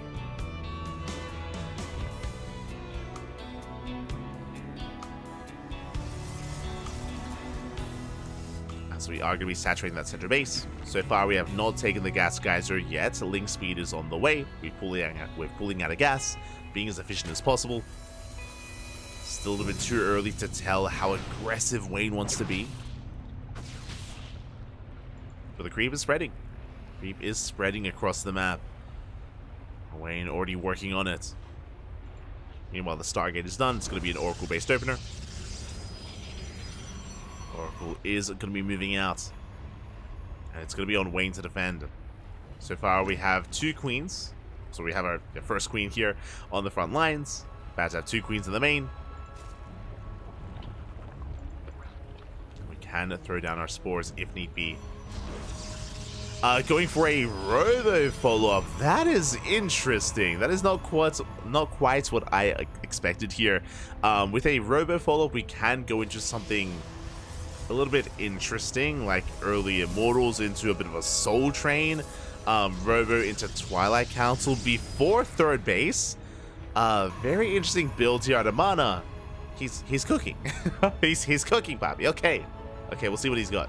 Meanwhile, fast Roach Warren. There's a Roach Warren before the 4-minute mark, around a 3:55-ish Roach Warren timing very early on. It does feel like Wayne wants to be the aggressor here. There's no reason to have a Roach Warren this early against an Oracle-based opener. And Mana does get eyes on the Roach Warren, does see, does confirm. Spore isn't done. Spore not quite done. 3 drones go down. Nice damage here from Mana. And Wayne is in trouble. Wayne is in a bit of trouble. Mana, he's seen everything he needs to. Behind this, going for an Archon drop. We saw this against MeomaikA. It's going to be a Templar Archives into a delayed Archon drop into Immortals. And against a Roach-based all-in, this is going to be ideal. We're going to have very early Immortal production from Mana. Assuming we start the Immortals soon. As Roaches are amassing, the creep is spreading, and Wayne, he's cut workers. 35 drones is all he has. That is less than 2 base saturation. The stasis up. Oh my god. We do react in time. But again, Wayne is going to be completely all in with this. And Mana's expanding. Uh-oh. Mana's expanding. Mana still no Immortal production. No Immortals. Archons are on the way, but they're going to be harassing across the map. We're not ready at home. And here comes the army. Here comes the queens, the roaches, the lings. We're walling across the map. We're committed. And Mana's going to have to recall. He's going to be poking towards the main. There's a lot of damage potential. Sure, that's great and all, but doesn't matter. Our boys are being pulled away. We have some reinforcements back at home. And we're pushing in. The Immortals halfway done. Shield batteries are on the way. But here comes Wayne looking to break through that front door. He has arrived fast as well. Ooh, they will not connect. War Prism does recall. Shield battery's done in time. We have the overcharge. Concave looking solid. Lings are floating across the map. Adepts coming in from behind. We have our first Immortal. And is it going to be enough? Oof. So far, solid control. Mana keeping the Immortal alive. Getting us up with the Queens. One Queen goes down. We get one, almost the other. And Wayne, he's running out of steam. He's running out of units. He has not done enough damage. Wayne being forced further back. We have Transfuse. Immortal getting exposed. We're collapsing on the Cybercore. Cybercore is going to go down. No more Stalkers. No more Stalkers to reinforce. Gateway falls as well. Behind this third base, not saturated, not up and running. We're collapsing on the Stalkers. We're breaking in. Wayne is breaking in. But we have more shield batteries finishing up just in time. We have 4 shield batteries. Up and running. We have the overcharge as well. Oh my god. While almost connects. They don't quite connect. We're getting some of the queens. Another queen falls. Down to 1. Yeah, 1 queen left. And it feels like Mana is going to be able to shut this down. Biles, they take down the Stalker. Overcharge is popped. We can hold the line. And we're going to clean this up. Yeah, we shut Wayne down. There's no pushing into this. Not anymore. Well, the Biles. The juggling is good enough. We save the Immortal. The Immortal is saved, the Archons as well. We catch the Overlords, and the third base is still up and running. Now, Wayne has no follow-up from here. We're down in workers, we have no saturation. 31 drones, that's all Wayne has. Again, 1.5 base economy, essentially. And Wayne, he's hoping that maybe Mana overextends. I mean, we are out of range of shield batteries, true. Rocks are being knocked down, but things are looking more and more bleak here for Wayne. Oh, the Observer! Oh my god. We do hold the line, the Observer is saved. Lings, they do manage to slip in. Do slip into the main. Not bad. Ravagers are going down. We just collapse on the army. You swallow up Wayne. There's no escaping this. There's no escaping the Protoss. We managed to catch 1 Archon. Just the 1. And Mana, he's done waiting. He's done defending. He's moving out. Back at home, the Lings, they get shut down. GG gets called, and Mana, he does it again. He takes down Wayne, and Mana is still our king of the hill. GG. Este Mana, calm down. GG, well played. Mana, he still got it, Papi. He still got it. Been around since the inception of time. Been around from the beginning, and even against some of these otherwise younger players, is bringing them down one after the other. GG, well played. Mana does it again. Oh my god. Can he be stopped? He's taking down Protoss players, he's taking down Zerg players, but has he taken down a Terran? So far, he has not. Is Terran the answer? Is Terran the way? Oh. Before we can answer that question, before that, we are heading over to the Americas region. We have our next opponent, and ooh, it's going to be a heavy hitter. It's going to be one of the bigger names in OSC. And this is a player that is not only looking to bring Mana down, but going on a win streak of his own as well. He's looking to go on his own win streak. We'll see how he compares. We'll see if he can keep up. It is quite late where he is in the land of Korea. It is going to be a Korean Protoss player who's been very active in the online tournament scene. It is going to be a NightMare. Let's go. Let us go. Mana versus NightMare coming up next. NightMare, of course, is one of the stronger players out there. He is an up-and-coming Protoss. He's been in the shadow of players like Classic and Hero, that is true, but he's still an amazing Protoss player in his own right. He has some killer PvT and PvP as well. Usually, historically, it's been the PvZ that has been holding NightMare back, but in all these other matchups, he does flourish, he does thrive. He is a beast.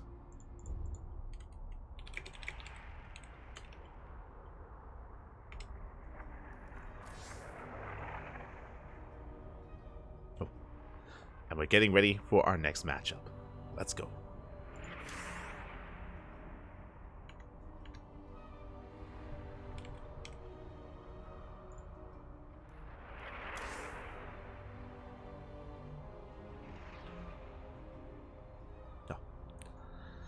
And here we go. It looks like we have our game. We have our map. It's gonna be on Alkione.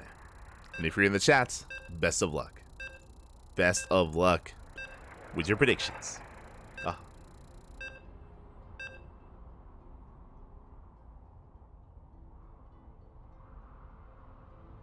Mana should be dead here. I mean, the control was crazy. It's very impressive. Very impressive stuff. For Mana to be able to survive the wave, the onslaught of Wayne. But here we go, we're diving into our PvP. We are jumping in and spawning in the top right-hand corner of Alkione. We have our Polish Protoss player, the Blue Protoss, representing Team Liquid on a 5-game win streak, the current king of the hill.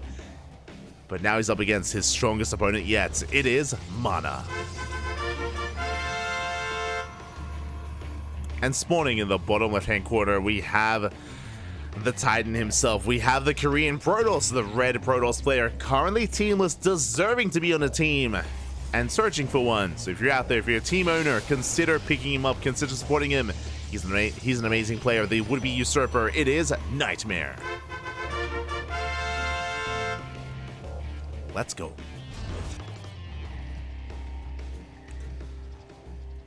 NightMare, one of the bigger contenders here in OSC. And we'll see if he can strip that title, strip that crown away from Mana. Again, Mana has been on an impressive win streak from so far, but now he's about to be tested, about to be challenged. Let's go. 2-gate opener. 2-gate opener for Mana, 2-gate opener out of NightMare. Probe Scout is going in. Just getting a read of what's going on. Our goal here is to scout for the second pylon, making sure that everything is as it should be. Making sure that everything is on the up and up. Shout out to Eddie for some fun facts in the chat. NightMare is currently the ranked 5th. Oh. Ranked 5th in the overall OSC World Rankings for 2024. Having a career best year. Yeah, that makes sense. I mean, again, NightMare's been very active. He's also been more active just because he is teamless. We have noticed an uptick, an upswing in NightMare playing in online tournaments, just because, you know, at the moment he is not salaried by a team, so he's on that grind. And much respect here to NightMare for putting in the work, putting in the effort, and playing in as much as he can. Getting that practice in, getting those results. Do appreciate it.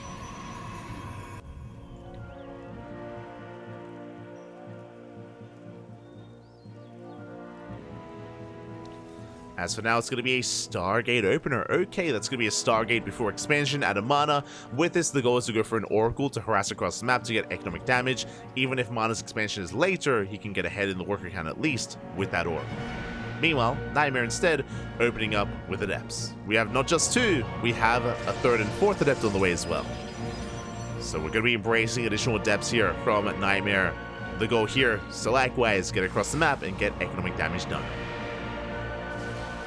In a head-on fight, Mana can take it. The Stalkers will chase down the Adepts. First Adept getting very low. Nice target firing, and the first Adept is going to go down. Ooh, barely not. We shade away. We barely keep it alive. NightMare will retreat. We'll back up for now. Meanwhile, the Stargate is done, and the first Oracle is on the way.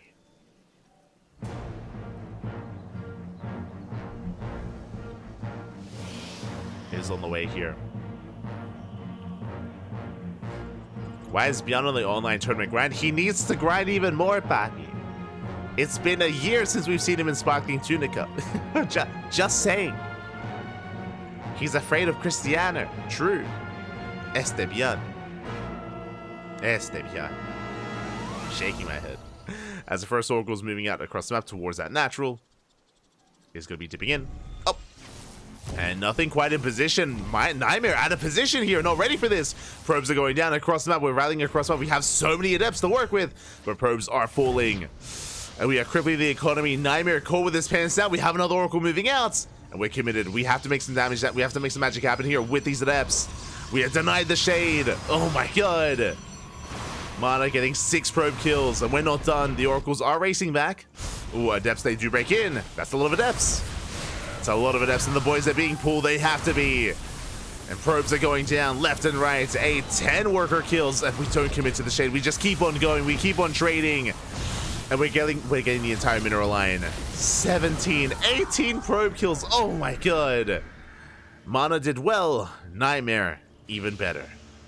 18 probes do go down. NightMare does take a worker lead. Now, these oracles do have potential. The oracles are going out for a counterattack. They can help recover and recoup those losses. But the pressure is on Mana. The pressure is on. We have Stalkers in position in the natural. Stalkers in the main. Shield battery as well. Despite that, we can still one-shot probes. We can still one-shot. We get 4 extra workers, just barely. Worker counts are evening up somewhat. Are evening up. NightMare still with the worker lead. Meanwhile, across the map, working towards Blink. Blink is on the way for Mana. NightMare not really embracing any tech of his own. To have a robo opener that can lead into Immortals, but outside of that, there's no real mobility or flexibility here for NightMare. Is going to be stuck defending.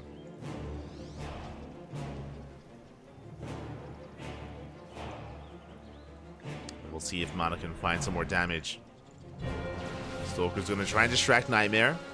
Eyes in position, ready for the oracles. Oracles zoned away. Stalkers as well. Very nice positioning here out of NightMare. Ooh. And he barely does not catch the Stalkers. Whew. Barely. Mana will waddle away. And Blink is about to finish. It's going to be a big window here where Mana has Blink and NightMare does not. As the Twilight Council is still on the way, just now finishing. So Mana has potential. We can move out. Probe likewise being sent out for a proxy, or I imagine a pylon. But Mana just taking more defensive stance. Thankfully he is moving out. NightMare trying to take a third, but Mana can punish this. Blink is still on the way for NightMare. Still being researched. Mana playing it safe.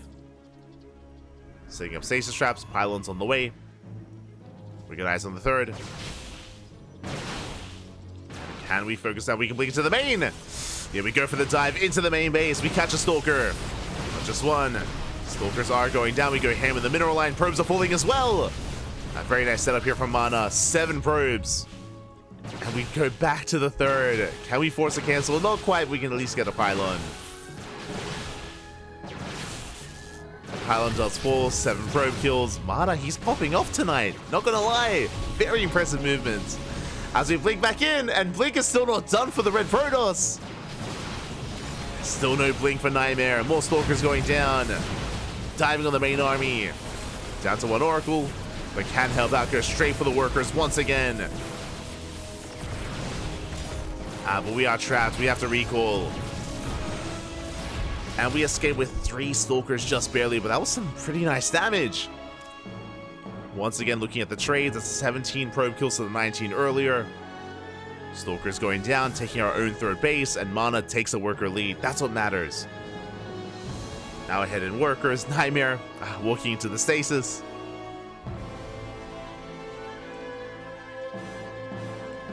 Bear in mind, NightMare has Blink himself, so it can keep up with the movements of Mana. On top of that, we have Immortals as well, so we have a backbone to NightMare's army. We have the army sizes, 10 Stalkers to 13. No shield battery. Ooh, that's a little bit concerning. No shield battery set up.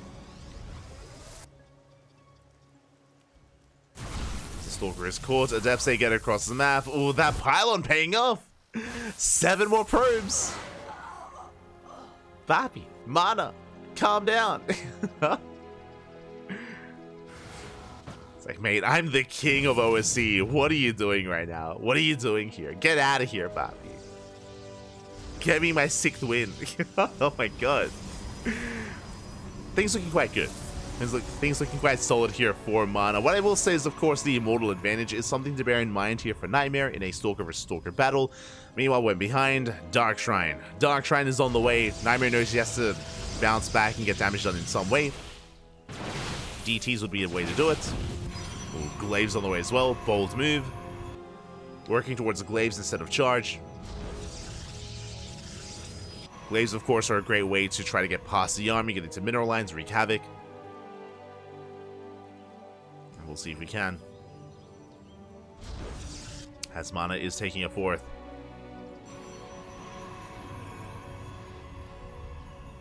And the Immortals are left a bit exposed. We go for the dive. Oh, we don't quite get. We do get one. Oh my god. One Immortal goes down for 2 Stalkers. Better trade for Mana. Very nice pickoffs. NightMare taking his own fourth.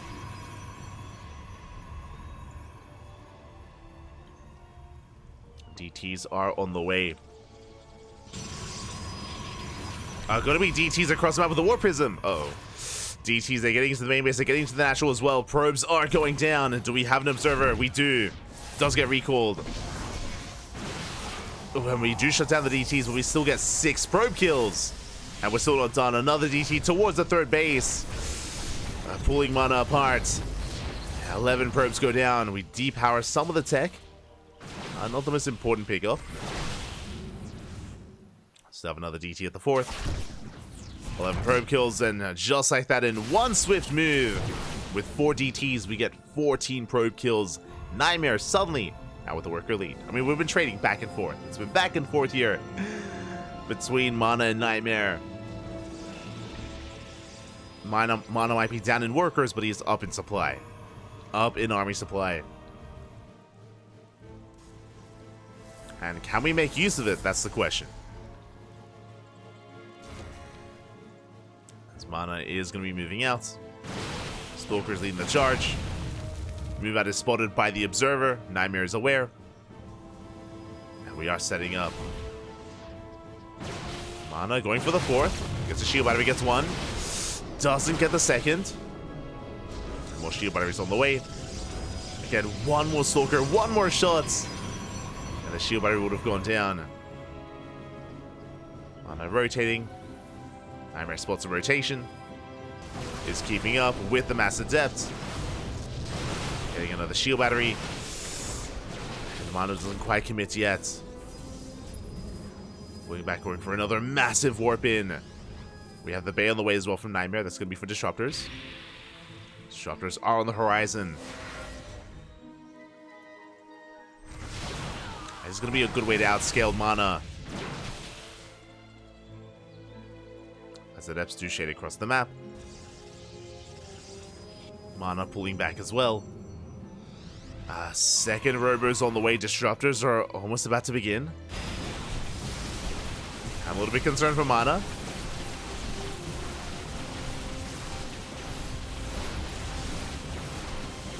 I'm going to be concerned. Adepts a shade towards the mineral lines. Mana out of position. You have a warp in, but probes are going to go down. Oof. Against 4 Adepts. 4 workers already.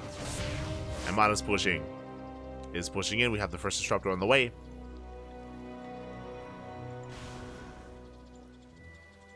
Adepts are cleaned up. And Mana pulls back. He doesn't commit. Uh-oh. And as the game goes on, NightMare is going to be outscaling Mana. Disruptors are going to be ideal here against this kind of army composition. 1 or 2 good Novas, and that could be game. Mana does rotate, collapsing on the main army. Disruptor does swap out. Nova goes off. Ugh, decent spread. Decent split there from Mana. Does avoid the Nova. But he pulls away. Yeah, Mana does pull away. More Disruptors have arrived. NightMare holds. At the same time, Zealot counterattack, got shot down. Plenty of cannons, plenty of shield batteries. And I do worry for Mana here in a longer game.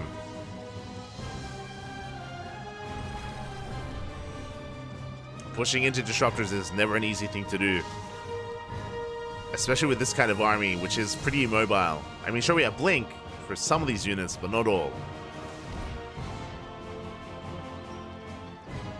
Again, the Nova targets are going to be the Chargelots, the Archons, the Immortals. That Epsay shade across the map. Throwing a bit of an A move, but there we go. They target down as many workers as they can. 3 probe kills.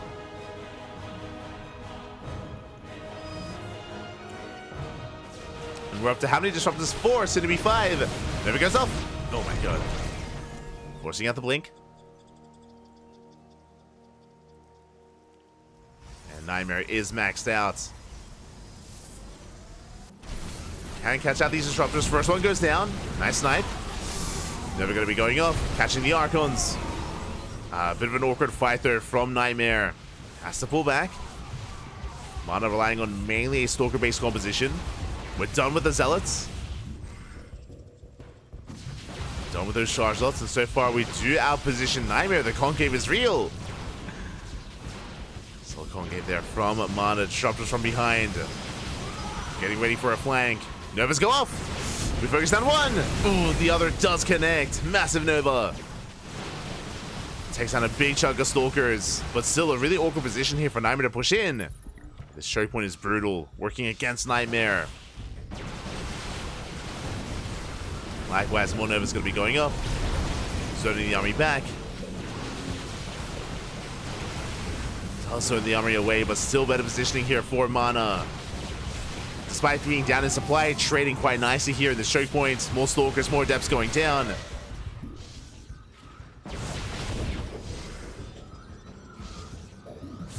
Behind this NightMare set going for a counterattack. A smart move here out of NightMare, knowing he can't really get too much damage done. Does counterattack instead. More disruptors sneaking up on the army. Oh my god. And 2 Novas connect as well. Massive connections. And that's all we need. And you can see Mana plummet in supply. Just cannot keep up. Not against disruptors. And you can see why this is kind of the end game here of PvP. I mean, the end game is Skytoss technically in like super late game PvP. But for the most part, Stalker Disruptor is what you want. And Mana was just not set up for that.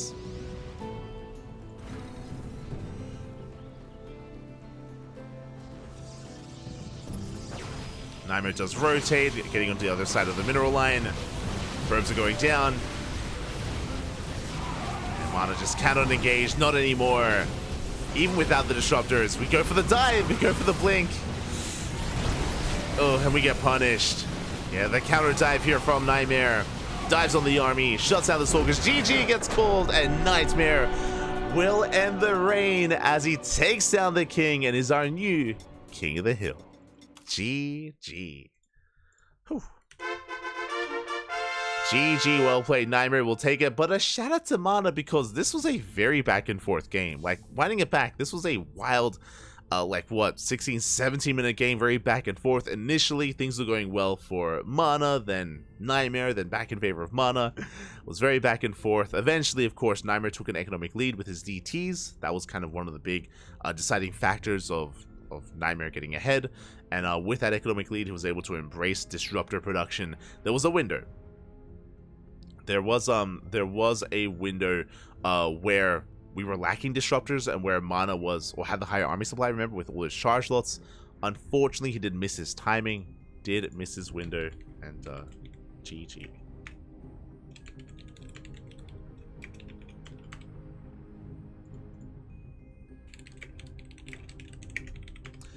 GG, well played.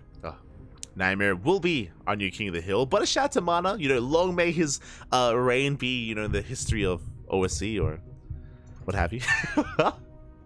As he went on a very long win streak here, and we'll see if NightMare can compare. I mentioned before that NightMare is going to be one of those players to go for a win streak of his own. Is a very big name here in the StarCraft scene in general, and it's going to take a bit of an upset or a bigger name to bring NightMare down. And we do have them, you know, lying in wait. You know, we have yet to feature Spirit, for example. Spirit has rocked up in these events in the past and can definitely take it to NightMare at some point. Likewise, players like Solar, Bjorn, MaxPax even. There are some big names that make appearances from time to time, but it's not up to me. It's up to Eddie. It's up to the admin up to the organizer of this event. He is the puppet master, of course, and we'll see. We'll see who comes out next. Let's go. As we have our opponents. Okay, oh my god. The Polish Protosses, they just keep on going. They keep coming, man. Let's go. It is going to be the pink Polish Protoss player himself. It is going to be Art. Looking to avenge his fallen countrymen. Looking to avenge. Let's go. Sorry, just setting up. Was just setting up, but here we go. It's going to be another PvP. Oh boy. And I'm sure there's more to come. I'm sure there's many more to come, Papi. I'm sure.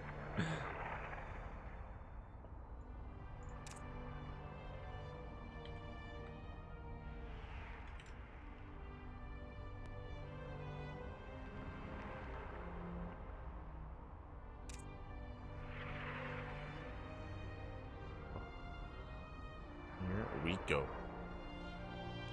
As for now, we are going to be settling in. Looks like we have our map. It's going to be Golden Aura. Golden Aura coming up next in this PvP. Bring Indy at this point. True. Send out Indy, Papi. Send him out. Shout out to Indy. Indy is also casting this event in Polish. It makes sense because we're featuring so many Polish players. It's basically a Polish event. There's always at least one in these matches. Very fitting for Indy. Get off my hill. Exactly.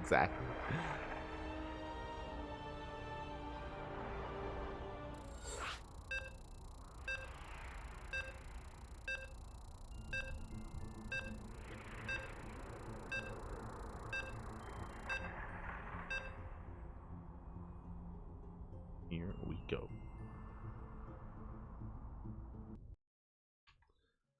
And we are going to be settling in. We have our next map. We have our next series. It's going to be another best of one, but this time featuring a new King of the Hill.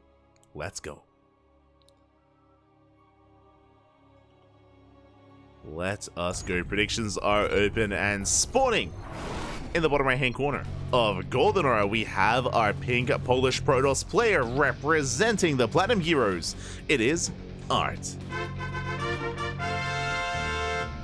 And spawning in the top left hand corner, we have the current King of the Hill himself, the red Korean Protoss. Representing himself, currently teamless, but deserving to be on the team, it is NightMare. Here we go. Again, Mana, he did have a solid performance, a solid win streak in his own right. True, and we'll see if anyone can live up to that. We'll see if anyone can have as long of a win streak here in the remainder of tonight's tournament. As we are nearing, or we're now past the halfway point. Past the halfway mark. Here we go. For now, we do have our 2 gate openers. Have our gases being taken, and a second gateway should soon be on the way. Keep an eye on Art. Keep an eye on our players. Here we have our additional gateways. NightMare. What's up, Papi? What's NightMare pulling a bit of a max packs, going for a gate cybercore opener. Okay, let's go. Cybercore is on the way. We have our 2 gases. We're setting up for the Stargate and for a faster expansion. Max Packs, is that you? Oh my god. Do we have confirmation? No one's seen Max Packs. Is Max Packs actually NightMare? Oh, there you go. Aye. Have you seen NightMare and Max Packs in the same room? I don't think you have, but don't think you have, as we do see Art setting up in his main, does hide the second pylon, but NightMare will find it. He does come across it, as Art was trying to fake out a proxy, fake out the pylon, and there it is as the expansion from NightMare, very fast, very greedy, and it's on Art to try to punish this. As Art, he skipped the probe scout. Ooh, that is brutal. Art did skip the probe scout, so he's in the dark. He has no idea how greedy NightMare has been. He doesn't know. He has no idea. So Art, he's just getting into his own build. He's going for the Stalker into Sentry. I mean, for all Art knows as well, NightMare could be going for an all-in. There could be cheese. It could be a proxy. Crazy play. I mean, to skip the probe scout in a PvP against NightMare. He's lost his mind. I mean, like, he's not going to get punished too hard for it, but I mean, again, NightMare gets away with his greed. Will expand. NightMare does also confirm expansion's on the way. I'm sure NightMare feeling good about this will have an economic advantage. Likewise, Oracle's on the way to harass the main base. Art should be getting ready. Just because Art hasn't scouted, we should be seeing some safety shield batteries on the way. There's a pylon, but I am a little bit concerned here for Art. Your hallucination is diving in. We get eyes on the expansion, it's already done. And we also get eyes on the Stargate. So Art is getting ready. Should be getting in position. Does get eyes on the Oracle. Yeah, Sentry Stalker does head over towards the main. And we should be able to minimize losses. Should be okay.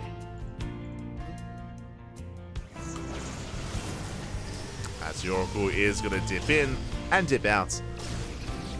Shields are stripped away, and we just keep tabs here on the main army, keeping Art honest. Behind this, working towards Blink. Twilight counter to Blink into additional gateways. Likewise, Art's going for his own Blink as well. So we're calming down, and we are going to be settling in. Art's might one base. That aged well. I mean, if he knew, right? Like, if he knew, then sure. He didn't know, Pat. He didn't know. Aye. Oracle's getting the revelation. NightMare just taking the third. Once again, fast natural into a faster third base. Art's not too far behind, going for his own third base as well. And we're settling in towards the mid game. We're settling in towards a much longer game. Assuming Art expands. And yeah, he should. Should be looking to do so.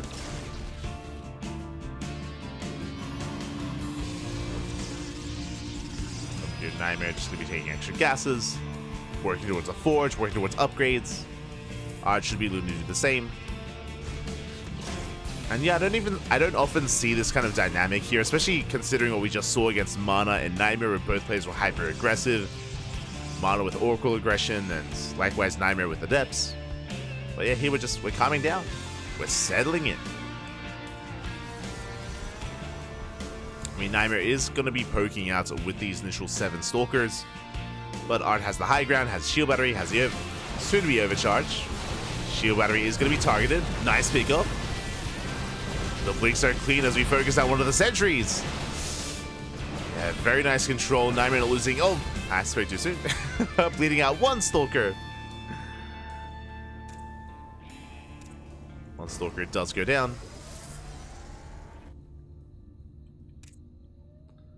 One Stalker for a Sentry and a Shield Battery. NightMare does back off. And Art, we've seen a bit of a rise in popularity here of Immortal Adept. Adepts are on the way, Immortals as well. And this should be for a pretty big push and a pretty big timing. Has been very trendy amongst Protoss players over the past couple of months. Really cool to see Art also embracing it.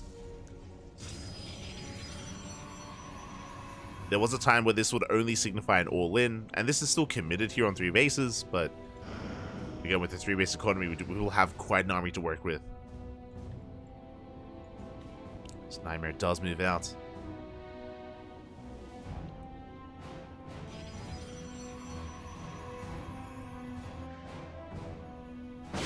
moving out, running to the Immortals. Ooh. Takes out a Stalker, takes down 2. The punish is real. Art trading well. Zoning back NightMare. Meanwhile, NightMare taking another base, taking a 4th, working towards possible in charge. So going to be Blink Stalker charged out against Blink Stalker Adept. Alongside Immortals, of course. Immortals are still building up. NightMare being very active. Is spotted by the Observer. The Art is in position. Once again, punishing NightMare. Oof. NightMare bleeding out even more Stalkers. These are some rough losses, actually. That's 5. Like, the trades have been brutal. 5 Stalkers for nothing. That sentry died earlier, if you recall. 5 Stalkers going down. Art gonna be pushing. NightMare in a bit of trouble. Observer is sniped. But Art, he's had enough defending. He's moving out with this army, looking to reinforce with those adepts. +1 about to finish. Likewise charge for NightMare. We go warping in 5 adepts at a time. Another 3 behind this as well. And NightMare not quite ready for this. Okay, he's rotating over. Backup shield batteries on the way. And Zealots are going to be shut down. We are looking at collapsing. Those immortals are doing so much in the back line. More reinforcements on the way. We do have shield batteries, we do have an overcharge, but yet to pop it. No overcharge yet, we're breaking through the Stalkers. And Art, can he take it? Can he break through? Overcharge is popped in. Yeah, we have to respect it. We respect the overcharge. We pull away. The boys are being pulled as well. Immortal gets targeted. And we do lose the first Immortal. Down to 1. 1 Immortal left. But we are gaining ground. Art does go for a massive warp in. 10 probes go down. The base is under fire. We do have some stasis traps. Can we bait the army in? Not quite. Charge as they come in to reinforce. We dive with the prism, but that's an ambitious dive. We get it, but it's going to cost us every single Stalker. And the Immortal does pull back. And no! The bait! We catch the Stalkers. But we don't really have an army. Is that what we do? We have 1 Stalker left. Zealots do warp in. We're diving on the Immortal. We have a pylon. We have reinforcements. Art is still snowballing out of control. Still breaking through. The final Immortal. Oh my god, it barely goes down. But the stasis trap, it runs out. We focus on the gateway, the cannon, the nexus, and everything else. And Art has done it. Mana may have fallen, but Art, he's here to avenge Mana, Papi. Let's go. Oh my god.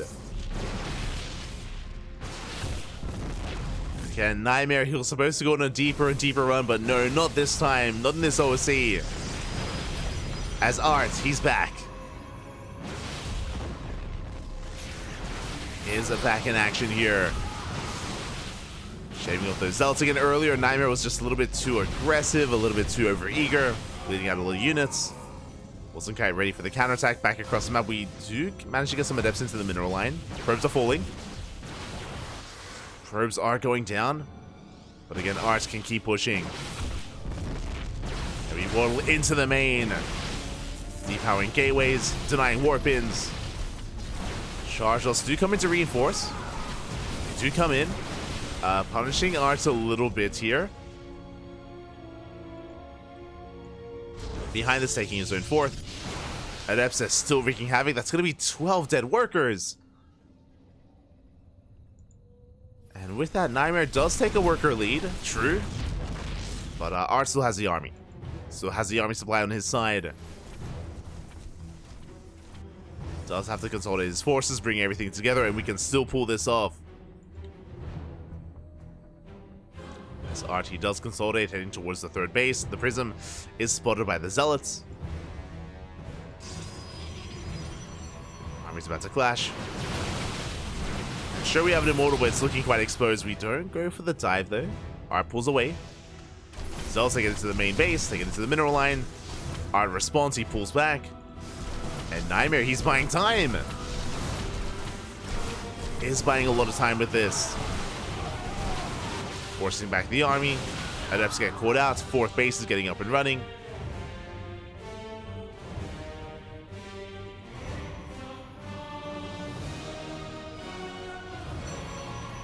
And NightMare does have Stalkers in position. We're ready for the prism. Art still has a lead, but it's not as large as it once was. And the prism is going to be shut down. Prism is targeted. Stalkers get caught out. And NightMare, he's fighting back. I mean, it was over. It was almost over. If it wasn't for that stasis trap, then maybe the game would have ended then and there. But NightMare, he's recovering. We're not there yet. Like, I still want to give the edge and the lead to Art, 100%. Nah, but we're holding on, Pappy. We're holding on. God, that's still a lot of Stalkers, though. It's a massive wave of Stalkers. Another Immortals in production. Are trading here against NightMare. Still with double the Stalker count. Art's still playing scared, though. Is not really willing to, like, blink aggressively on the army and focus on the Immortal. Taking another base. Getting a fourth. Shields are triggered. And because of this tentative army movements, I mean, NightMare, he's bouncing back.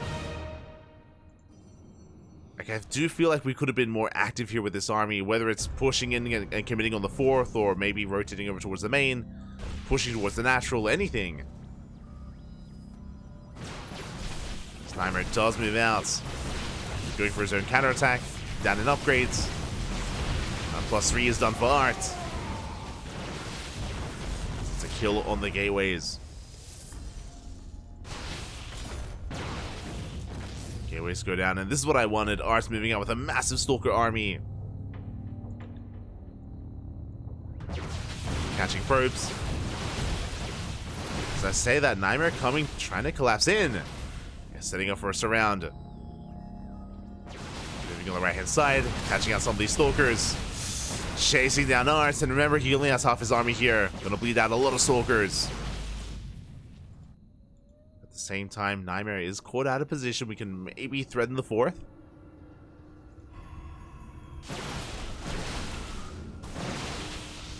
Yeah, poking in, picking up some Zealots. Picking up some of them at least.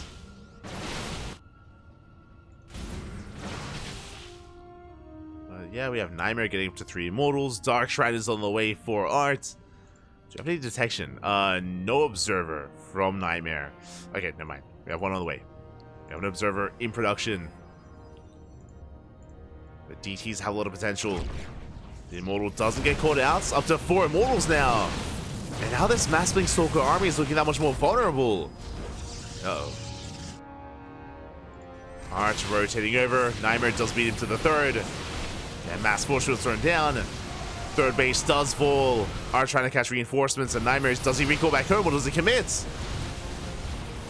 Does he commit to the fight? So far he does. Does force through the ramp, rotating over. Trading well, but here we go. Art, he dives on the army, finally! No fear! We dive on NightMare, we focus out every single Stalker, the Immortals as well. And Art, he will clean this up. This is what I was waiting for. I was like, don't be afraid, Papi. Just jump on him. Take him out. Send it, Papi. And with that, NightMare's army does crumble. And Art can keep pushing.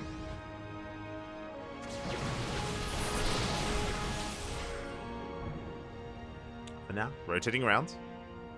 Does rotate over. The Immortal Count was reset. And honestly, there's not that much threatening about NightMare's army, not anymore, outside of force fields. But honestly, we can just jump on the army again. Yeah, let's go! The aggressive flanks! That's all we needed, Papi. That's all we needed. Forcing NightMare back. Diving on the 5th. Focusing down the Nexus. Is going to fall. The Immortal is exposed, so good pick up here by NightMare. Gets the Immortal, but there's only so much he can do with this kind of army. Only so much. There's the aggressive link once again. We gotta be confident, Papi. Got 13 probe kills, the Immortals, the army. And we're barely holding on. As Art is taking another expansion.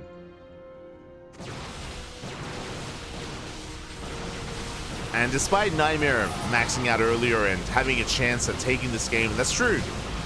Did have a chance, but has come and gone at this point. We don't even embrace the DTs. We don't even need them. Boys are being pulled, and Art, it looks like, again, he has done it. He's overwhelming the army, overwhelming the 4th base. And Art is looking to take it. The Nexus before GG gets called, and Art takes down NightMare and is our new King of the Hill. GG.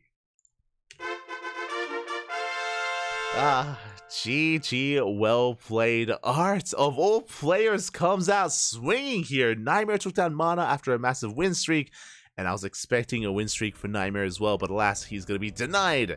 And Art takes the crown. GG. GG, well played. Very impressive stuff there by Art. Does take the lead, does take the series. And with that is our new King of the Hill. GG. GG, well played. And the question becomes, who's going to try to rise up and stop him? Who is our new challenger? We haven't seen a Terran in a while. Just saying, we haven't seen a Terran player in quite some time. If Eddie is out there listening, maybe soon. It's been QuanTa. Let's go. Let's go.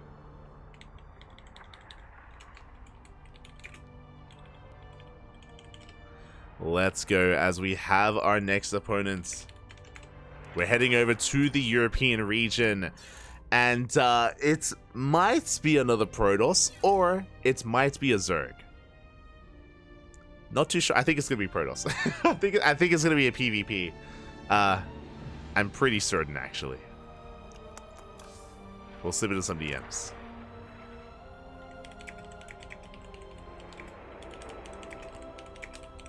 I'm asking him. I'm asking him a very important question. Are we a Polish Protoss player today? Are we? Yep. Este Eva. Of course, no surprise here. If I'm questioning what race it's gonna be, has to be one player. It's gonna be Eva as the upcoming challenger. I was like, are we a Polish Protoss player today? He's like, see, yes. Of course it is. Of course he is, Papi. Ay, ay, ay. It's gonna be another PvP.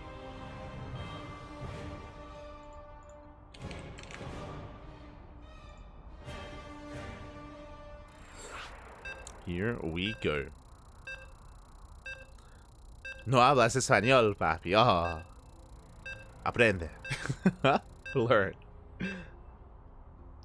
How do people sign up for this? What's the process for people stepping up? So for those that are curious, this is run by OSC. It is of course an organization that has been hosting events for many years for StarCraft 2, and they do have an OSC Elite membership essentially, which gives you access to their events, to events like OSC King of the Hill, to events like OSC Masters Cup, OSC Rising Star Cup as well. There's a lot of OSC events out there, and players, they join the OSC Elite membership, they join a Discord server, and they are notified and of course join via Discord. That's typically how it does go between these players, as a heads up. And of course, it's not us that does pick and choose the players, it is Eddie, the organizer. And here we go, we have our current King of the Hill himself. In the top left hand corner, we have the pink Polish Protoss player representing the Platinum Heroes. It is Art. And spawning in the bottom right hand corner, we have the Polish Protoss player himself, Kappa. Also representing the Platinum Heroes, the teal Protoss, it is Eva. Let's go. When did he learn Polish? I think it was like a year ago, I want to say. I don't know, but at some point we started memeing that Eva was also a Polish Protoss player when he started off racing as Protoss. I think this was like early 2023. I'm pretty sure it started here in OSC King of the Hill as well. It all started in OSC King of the Hill. So basically when Eva started off racing as Protoss is when he got his citizenship. You know, he became one of our own. True. Shema, papi, shema. Este Eva. But I do see someone asking here in the chat, I thought Eva was Zerg. Eva, he used to main race Zerg for a long time, but over the past like 12 months, I would say maybe starting 12 months, maybe a little bit more ago, than that ago, Eva started off racing every now and then. He started playing Protoss against Protoss and avoiding ZVP. And more recently, Eva has been main racing Protoss. So he's been kind of like over the past year or so, has been slowly kind of off racing and transitioning over to the Protoss race instead. I don't think it's a good thing. Like, when it comes to my personal opinion, Eva has been, I think, like, for his enjoyment of the game, it's probably better if he plays Protoss. He's been having a hard time playing Zerg and getting very frustrated and very he's been very vocal about his frustrations about certain matchups as well. Yeah, this is better. It's probably better for his psyche, I should say. So yes, Eva, he has embraced the Protoss race instead. He's enjoying it a lot more. He's enjoying it a lot more. He likes it, Papi. He likes it. He's like, Papi, watch me A move. I'm like, oh, I'm watching. Let's go. So now it's going to be a 2-gate opener into our expansion, of course. And meanwhile, we do have a robo-based opener out of art. Interesting. For those of you that maybe haven't seen Eva's Protoss before in PvP, Eva is not too cheesy. He's mainly macro-oriented. He is usually very greedy, actually, taking a natural into a fast third, into a fast fourth. He's usually very quick to expand, and something that Eva relies upon very often in this matchup is his micro. His micro is something that translated quite nicely, or his high APM is something that translated quite nicely here to PvP, and his blink control is actually really impressive. Like, his blink control and his juggling, it can be terrifying. It can be terrifying, as we say that blink is on the way. So we are going to be embracing Blink. Meanwhile, back at home, Art's going to be opening up with our initial Immortals. So we have a different dynamic. Basically, Eva is going to have a much more mobile army with Blink Stalkers. Meanwhile, Art is going to have a more robust army with Immortals. And because of this, Eva has the potential to outposition Art, to try to pull him apart, to try to get into the main base, and try to, again, counterattack and catch him out of position. Meanwhile, in a head-on fight, Art will have the advantage with additional Immortals, as the first Immortal is scouted and is spotted.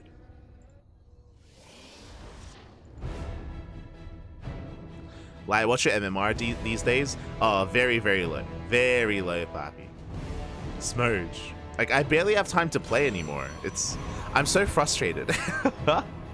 Because we've been casting more and more, like these past 6 months, this year, 2024, I've barely laddered.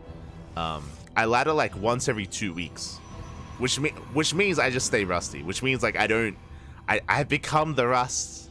I can't shake off. If I shake off the rust, I disappear. So I barely get to play, which is a little bit sad. I wish I played more. I do enjoy it. As we do force field, we catch a sentry. Not bad. Not too bad. But yeah, basically, whenever I ladder, I look at my ladder history. I'm like, oh, last play like 14 days ago. It's like, oh, and it never changes. It's always like, yeah. If you're curious, the reason why it isn't just all the casting, but I usually avoid laddering if I'm gonna cast because it takes a lot of energy. Like, it can be quite draining to have like a 3 or 4 hour ladder session and then cast after that. And I don't want to take away from a cast. Like, I'm usually very animated, I'm usually very like energetic, and I don't want to be like, you know, out of energy or like down when I'm casting. So I try to avoid that. Papi. Especially if the ladder session goes poorly. Like, if I'm smoging after a ladder session, if I end up like in back-to-back like 30-minute like ZVTs against mech, like, well, mate, mate, you want me to cast after that? No, Papi, no. Oh god, it's not good, Papi, not good. For now, Eva going for a split push. Oh, getting caught out, actually. 2 Stalkers going to be going down. We do catch a couple of probes towards the left-hand side, but looking at the trades, that was 2 Stalkers going down. Okay, not the worst trade from Eva. 2 Stalkers and 3 probes. Does pull away. And focusing on our game, focusing on our matches, Eva is getting to his 3-base economy, focusing on a gateway-based composition, Blink Stalkers into charge lots. Meanwhile, we do see Art catching up with his own Blink and moving out with a pretty hefty army with that Immortal lead. That's the advantage here of going for the Robo Opener, is we can move out with this triple Immortal timing with Blink Stalker, and this is going to hit like a truck.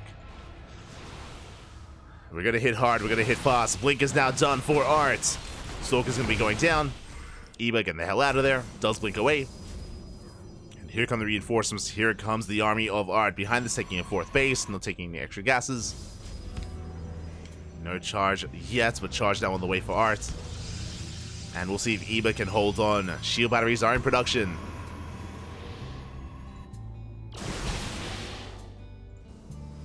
They're on the way. They're not ready yet. Uh-oh. We have charge though. We're going for this. We're going for the Prism. Prism is going to get sniped. Not a bad pickup. And can we get on top of the Immortals? It's going to be close. The first Immortal is going to go down. And Zealots are doing well buffering. Great job here reinforcing. As we have the defensive advantage, we're going to be able to shut down every single Immortal. The first, the second, and the third as well. And Eba holds. Eba does hold on. Cleans up the Immortals, takes the 4th base. +3 attackers on the way. Massive upgrade advantage here for Eba, as we only have +1 for Art. And Eba has momentum. Does have momentum on his side. Getting into reinforcements, more Archons, more charge lots. Back at home, Art trying to stabilize, getting into his own upgrades as well, but is 1 step behind. And with that timing falling on its face, now suddenly Eba, he's in control. He's in the driver's seat. He does have a lead. And we're waiting for his move out. We have our first robo on the way, and I imagine this is going to be for the Warp Prism, so we can reinforce across the map. It's possible that maybe Eba doesn't want to move out without that Warp Prism. So we are waiting for it. Bay is on the way for Art. Uh-oh. Getting ready for disruptors. There's that Prism on the way for Eba that we did mention. Stalkers do rotate. Keeping Eba in check. Eba does have a supply lead, but that can change, or at least that won't matter when disruptors do arrive. Eba catching out the army to get it, setting up for a surround, forcing the recall. Very nice catch. Very nice setup there by Eba. Shuts down the army, moves out across the map, has a 30 supply lead. The bay is almost done, but it's not done in time. It's not ready yet. Ooh, Zealot Rambai does distract Eba. He does turn around. Does turn around for a moment. But he wants to keep pushing. He needs to. Yeah, the first disruptor is now on the way. Eba consolidating his forces. The War Prism has arrived. Massive wave of reinforcements on the way. Massive wave of Zealots. And Eba looking to snowball out of control, diving on the main army. We have the overcharge, but it doesn't matter. We can focus on the shield battery. And the disruptor is not going to be a part of this. Not a part of this defense. As we're breaking through the defensive line, Stalkers are falling left and right, and Eba, he's breaking through! Just barely. I say that, we're running out of Archons. Sub the 3, they are being focused down. Zealots have arrived just in time, and Eba's done it. He's broken the 3rd base. The workers, the Stalkers, Nova goes off. Not a good enough connection. Yeah, the disruptors, they were too little too late, and Eba, he's looking to claim that throne here, looking to break through and be the new king of the hill. Art did well bringing down NightMare, but we have a new Polish Protoss player in town. Was once a Zerg, was once from the UK, now reformed as a Protoss. Nova's going off, we avoid the Nova. GG gets called, we break the 3rd, and Eba will take that crown and will be our king of the hill. GG.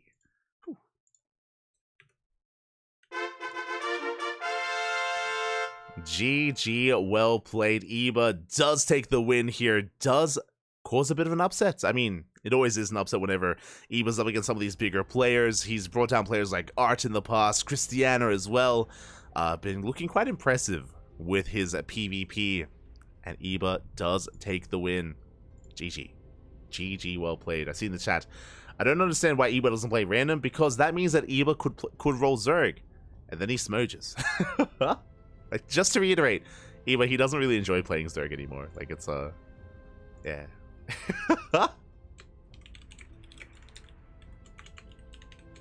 Shit, man. Eba just messaged me. Polish Protoss does it again against his own brother. Ah, smoge. GG, puppy, GG. Eba does take it. Usually plays Zergs in bigger tournaments. Kind of. Like, Eva's been playing less and less Zerg in big events. Like, even in, like, Tuna Cup, for example, he was playing Protoss. When he usually wants to win. I mean, he wants to win right now. Wants to win, Pat.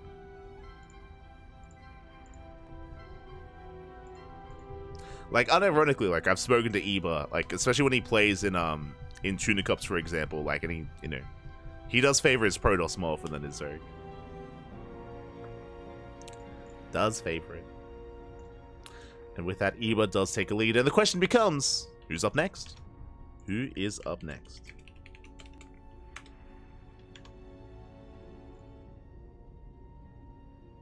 Who will rise to the challenge here, as we are now 2/3 of the way through. I believe we're entering. Oh, let's go! Oh my god, do we off race?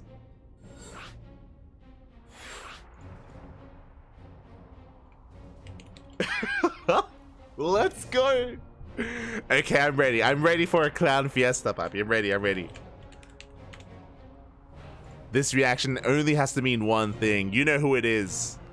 He is, he's in a way, I would say a brother, maybe even a brother from another mother here of Eva. I don't know what to say. Was once a Protoss, now a Zerg, kind of like a mirrored opposite of Eva. You know who it is.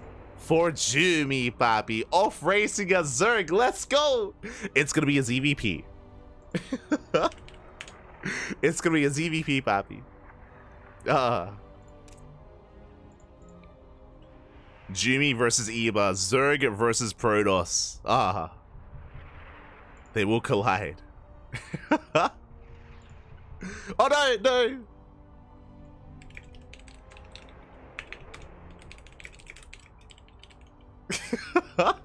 Oh god. Never mind. ForJumy, he's like, no. Zerg sucks. I'm gonna play Protoss. Okay. Oh god. Okay. Yeah, ForJumy, no, he backs up. He's like, Zerg sucks, I'm gonna play Protoss. Okay. Fair enough. PvP.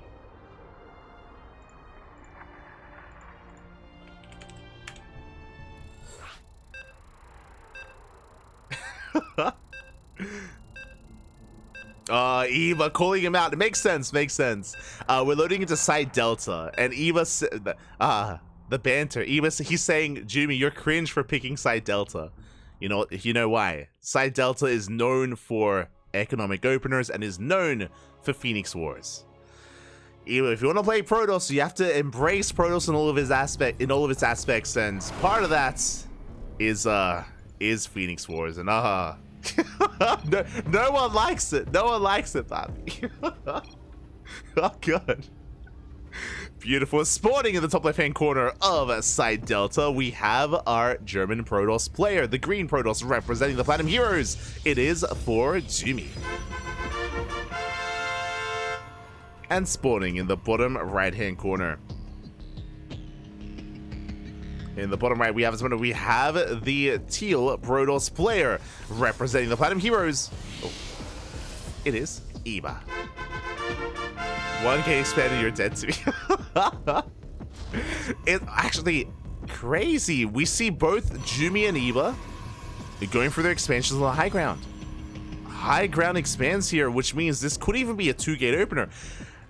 They may dislike side Delta enough to just avoid the gate expand entirely. Let's go. Proxy Robo, let's go. So what I'm referring to, if you're familiar with PvPs on this map, it is very common to go for the gateway on the low ground because of the ramp, so gate expands are very commonplace, but neither player goes for it. 2-gate openers, okay. A gentleman's agreement. But where is Jumy headed? Where are we going? We are setting up for a proxy pylon. Proxy pylon here. ForJumy didn't even scout, by the way. ForJumy, he didn't even scout. Doesn't even know what's going on. Doesn't even care. Ooh, that's a kill on the probe. Massive pickoff. Probe goes down. Eva saying, oh, 4 gates. You should... And this looks like a proxy Stargate. This looks like the setup for a proxy Stargate to get economic damage done. Yo, these zoomers and their banter. These goddamn kids. There we go. Stargate's on the way. Oh, it's ForJumy. Not lying this time. True. Does Eba buy it though? It's going to be proxy Oracle towards the main base to get economic damage. Eba setting up with his Stalker Sentry. And Eba is scouting for the pylon. He knows that the pylon is missing, knows that it's somewhere, and is on the hunt, checking the standard proxy location. The mind games. Yo, you scared? Where's my pylon? What is it? Robo? Stargate? It's true, Eba can't see anything. He doesn't know. Oh god. No glasses, we're blind, Papi.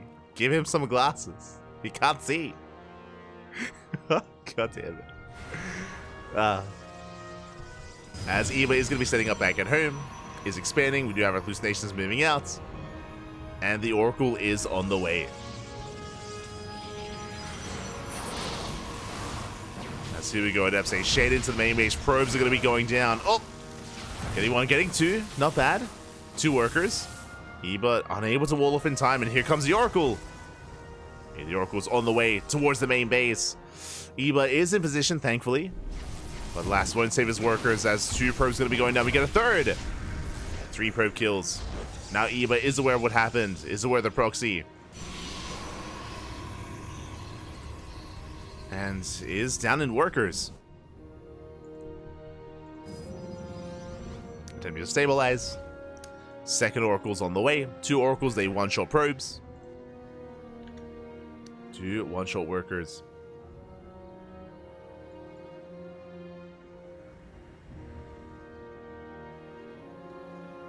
So 2 rotating to the main. Yeah, catching another 3 probes. Oh my god, does cost us an Oracle. Bit of an overextension there by Jumy. Also, I love that, like, once the harassment started, like, both players stopped talking. Like, they stopped typing. They're like, okay. We're playing serious. They're like, okay. We gotta focus, man. We gotta focus. No more banter.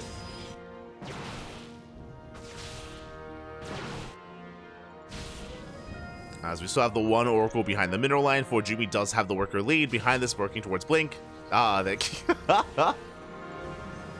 Thumbs up, Protoss, man. Thumbs up.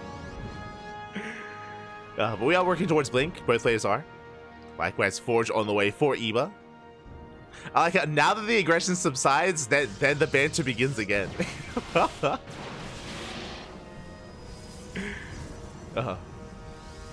Eba, he's a little bit upset that he's down in workers that he knows he is. Like, there's not really much he can do yet. But we can always bounce back, whether it's with Adept Harass, whether it's with out-positioning our opponents. No, have faith, Papi. Don't be so doomer. Have faith. As the game will settle down. We have our initial Stalker army moving out across the map. Again, Eba will have an upgrade advantage. There has been no Forge thrown down for Jumy, which is a little bit concerning. Just taking a 3rd. Focusing on this economy does mean that the quality of Eba's army is going to be that much better once a +1 kicks in.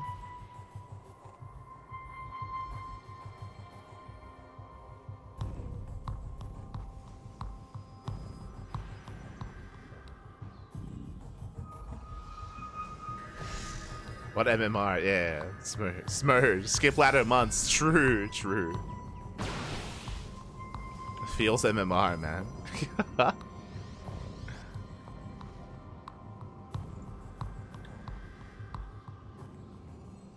Around 4.1. Yeah. I went from 4.5 and I dropped down 500 MMR basically to 4K. That was my MMR decay from not laddering all year. For basically 6 months without ladder. But now, ForJumy, rotating around, trying to position Eba, does go for the blink, goes for the dive. Dives into the main base. Oh, does he power some of these gateways? But Eba, he does keep up. He's got +1. Oh, and does a chase down ForJumy. Does punish him. Stasis is triggered, only one Stalker. Eba does hold, both players taking their third bases. ForJumy's is faster, of course, does have the better economy, maintains the better economy as well. Going for the Dark Shrine, let's go! DTs are on the way.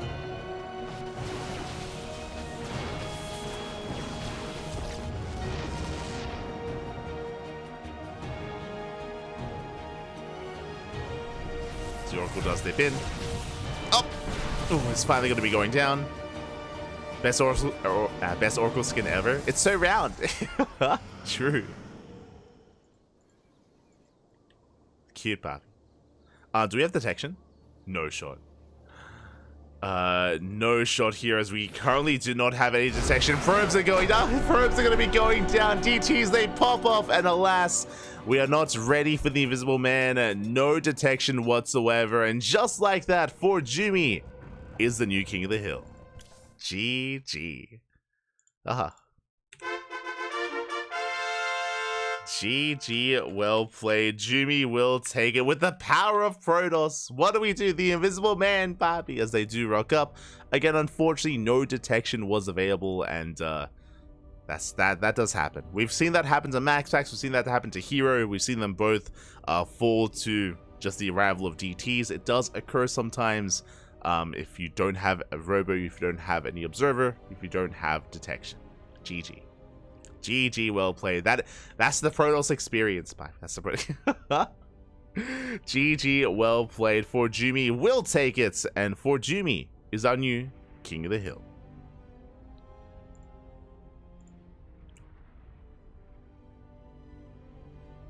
GG, well played. And with that, we are going to be getting ready here for our next match, for our next setup. Oh, we have our next opponent. Okay. Finally, a Terran player. We've been having a lot of Protoss. A lot of Protoss have been coming in.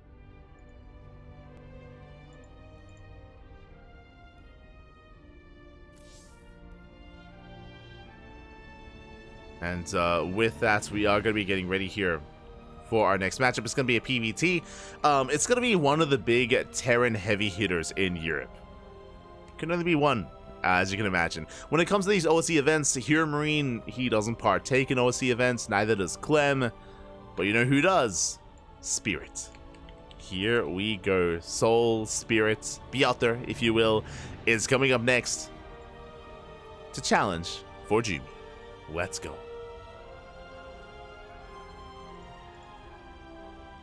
Let us go.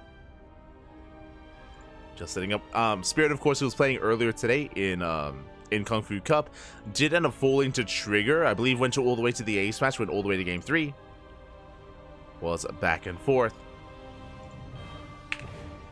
But we'll see how he compares to ForJumy in a best of 1, especially. In a best of 1. Let's go.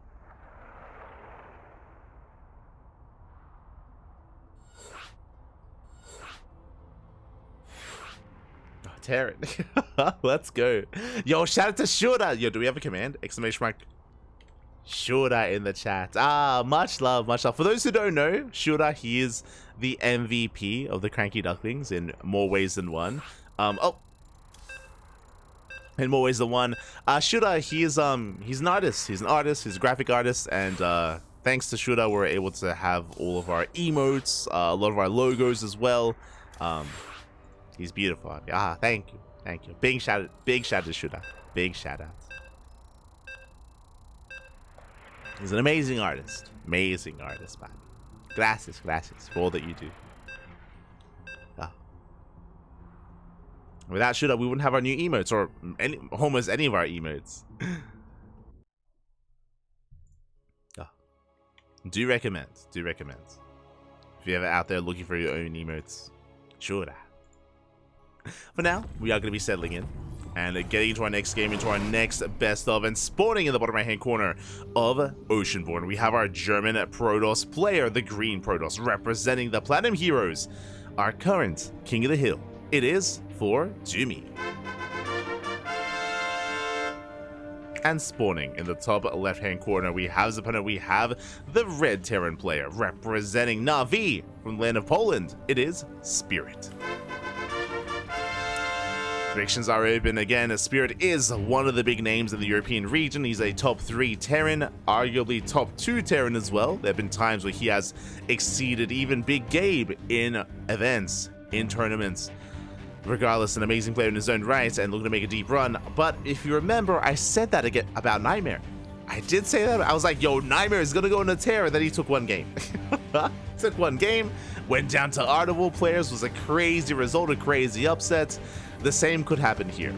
Same could happen here, but we'll see. As for the time being, Spirit is our new challenger, going for our initial setup. Going to be settling in is going to be a single gas opener here for Spirit. It's going to be a Rax expand. Likewise for ForJumy, I imagine going for a gate, a cyber expand as well. Everything looking normal. Standard opener by our Protoss. Meanwhile, a more economic opener by our Terran. Does tell us that we're going to be easing our way into this. There are ways to be aggressive in the aftermath, to go for something like a 3-Rax Marine, 3-Rax Stim Timing, 3CC 3-Rax as well. Could be hyper greedy, could be a little bit more aggressive. But now there's a CC on the high ground. Okay, Spirit playing safe. It was an economic opener, but a safer variation here does mean that it's going to take a little bit longer for the CC to float over, but is safely on the high ground to make sure it is not disrupted, it is not disturbed. Makes sense. I mean, he's up against ForJumy. Spirit is favored in this game, so doesn't want to take any chances. No chances here against Jumy, as we are going for a bit of a weird proxy. A pylon right outside the natural even. Okay, we'll be hiding our tech, and that is a forge? Okay, look, I've seen a lot of proxies in my day. I very rarely see a proxy forge. This looks like a +1 charge all-in, I would lean towards. Like, we're hiding the forge for a good reason. It's for fast +1. And that, I imagine, coincides with charge as an upgrade, right? Or we'll see. I mean, Jimmy, he's cooking. He's cooking, Papi. Okay. Robo follow-up. Would it be a +1, maybe vanilla gateway army with Immortal all-in? I mean, regardless, it's going to be a +1 timing, of course, but what exactly is the army going to consist of? We're here to find out. We're here to find out. Meanwhile, Spirit is expanding, taking our natural. Let him cook, Papi. Let him cook. Additional gateway is going to be on the way. Like, if this was just a robo opener, I would assume it was going to be for a fast bay into Colossus. But with +1, I'm leaning towards Immortals instead, right? Like, that would just make sense. Yeah, there we go. Immortal production has begun. This does look like a bit of like a Sentry Immortal all-in from ForJumy. And I'll be honest, we rarely see this in PvT. Like in this matchup, this is not seen too often. Okay, let's go. Meanwhile, Spirit gonna be moving out. Behind this did open up 1-1-1. Bracing our 1-1-1 opener. Marines are moving out across the map alongside that medevac. Meanwhile, back home, what do we have to defend? We have our early Immortal. That is gonna be a bit of a tell. Immortal is gonna be spotted. Spirit rotating over. Meanwhile, a big shout out to Noam Chomsky in the chat for subscribing with the Twitch Prime. Oh my god, gracias, papi, gracias. Thank you so much. Long-time supporter of the channel. Gracias, do appreciate it. As Spirit does dip in. Oh! Getting a lock on. Going for the Stalker. Mine shot not quite going up. Can we bait it out with the Shade? Up! Not quite lined up correctly there. Adept does go down. But last we keep up with the rotation, we do zone Spirit away. ForJumy does defend. We're going for Glaives? Okay. +1 Glaive Adepts with Immortals. I was leaning more towards charge, but okay. Let him cook. We haven't seen too much Glaive Adepts against Terran. I remember Glaives being quite common or a little bit more popular in the beginning of Legacy of the Void, if you remember, when Glaives was a bit of a different upgrade and when it was a little bit more potent. There were some more crazy like mass Glaive builds that we were able to see. But it's been a while. Has been a while. If you remember, it was a couple of months ago in Sparkling Tuna Cup. We were casting Nice, and was it in Sparkling Tuna Cup? I think it was. Yeah. And Nice was experimenting. He was experimenting with glaives in PvT, and I remember we were asking him. We were like, Nice, why are you playing glaives like this? What's going on? He's like, oh, it's fun. I was like, okay, I understand. We're like, why are you doing this? Like what's the thought process behind like going glaives against Terran? He's like, it's just fun. It's okay. Fair enough. I respect it. As +1 is now done, glaives is finishing up, and ForJumy is gonna be pushing. Moving out towards the national base, we do have a full wall off. We have tanks set up as well. 2 tanks here at the low ground. Soon to be a 3rd tank on the high ground as well. Viking in position to zone away any kind of prism. And so far, Spirit is looking quite secure. Looking pretty well fortified. Do we try to juggle into the main? We're gonna try. Yeah, Viking does zone back that prism. Alas, taking a lot of hits. Viking gonna go down. Cyclone as well. And now we can keep going. We can keep dropping. Tanks are repositioning. 1 tank within range. ForJumy has to pull back the prism. Oh my god. 2 more volleys, and alas, the Viking barely goes down. ForJumy, he's almost been able to rally and almost been able to drop his entire army over. There we go, going for a massive warp in. 6 steps at a time. And we shade in. Oh, the wall, the Sim City. Oh my god, okay, we do break in. Just barely. We're getting in some of the tanks. We commit. The tanks gonna be going down. The Bio army, we don't have Stim. Yeah, Stim is not done.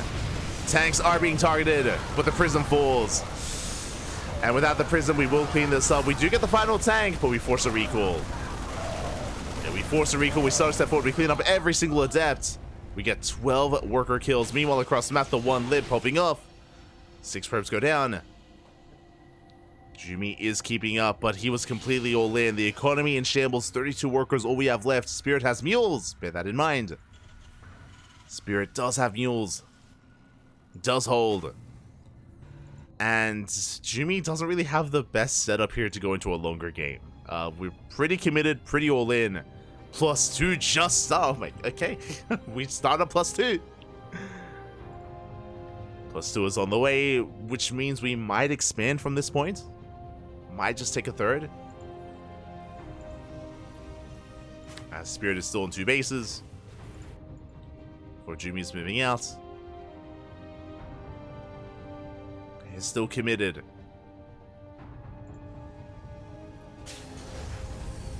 And he might try to ferry into the main again, but we have a Viking on patrol. And the other scary thing here is that we have Stim. Like this time we have Stim, we have combat shields. The Bio army is that much more threatening. We are that much more prepared. And ForJumy, the longer this goes on, he's just being outscaled. The quality of this army is just being outscaled over time.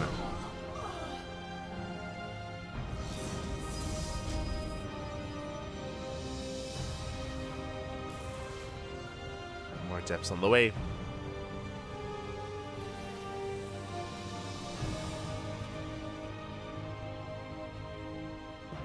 And alas, we can see Spirit, he's looking for a 3rd. There is still no expansion, still no 3rd base. Liberator coming in once again. We have limited anti-air. And things are looking a little bit bleaker here for ForJumy.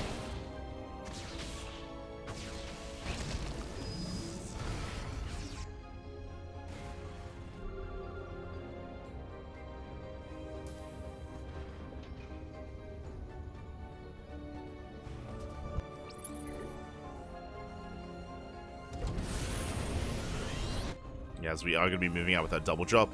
We have 1-1, by the way. 1-1, Stim, combat shields. This double drop is going to be insane. ForJumy is able to keep up, though. He did spot the drop with the Observer. Limited anti-air, so doesn't really do much here. If we had a couple of Soldiers, then we could shut this down, but yeah, the drop does survive. Observer gets found out. Spirit, I'm sure, wondering, hold up, how did you know where I was? Catches the Observer. Going for another double drop.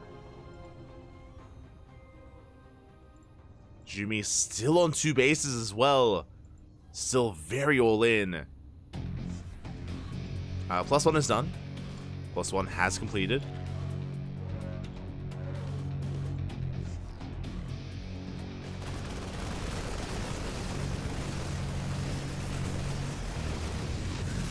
Catching a straight pylon. ForJumy going for his own drop, but the army is somewhat in position. We should be able to respond. That's trying to force friendly fire. Getting 2 SCVs. It's okay. 2 SCVs for an adept. Army racing back. And we're getting into a robotics bay, working towards, I imagine, disruptors or Colossus, of course. Either or. I mean, ForJumy does have a comparable army, true. Like, his army is, the size of the army, I should say, is quite comparable to Spirit. But it's about the quality, it's about the composition that we're working with here. With Massglaive Adept. Oh boy, here we go. We're getting ready for one final push. We can shade on the army. We can try to focus down those tanks again. This time with the help of the Immortals. That's going to be 5 Immortals. We can focus down the tanks at least. The army does stim. Yeah, we do commit. Zealots. Oh my god, the Adepts are going to be melting. The Adepts, they melt. The Bio Army does stim on forward. We're getting on top of the Stalkers. On top of the Immortals as well. We don't need tanks. And the Marine Army, we go for the Prism.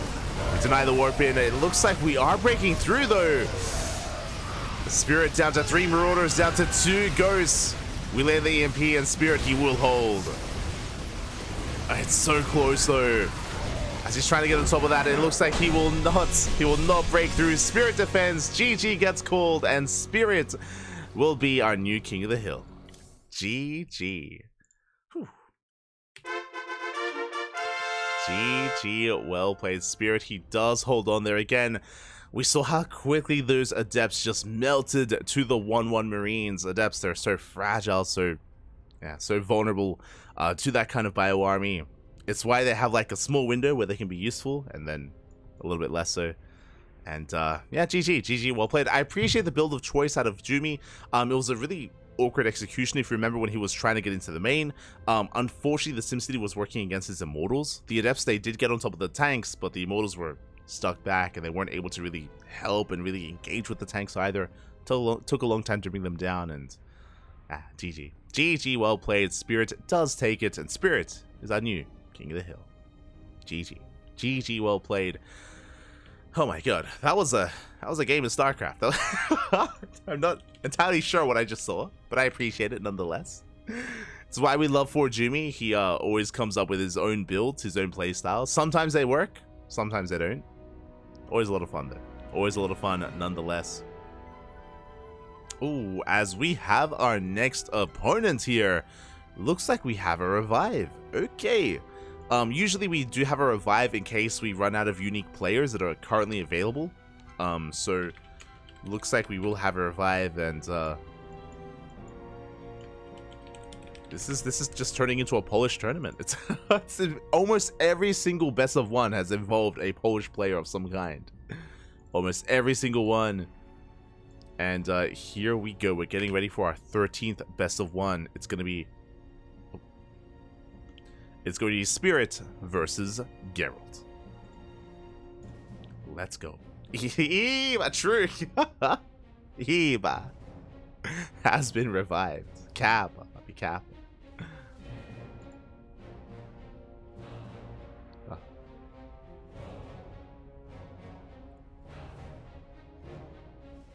We go. Late cannon rush. Of course. Late cannons.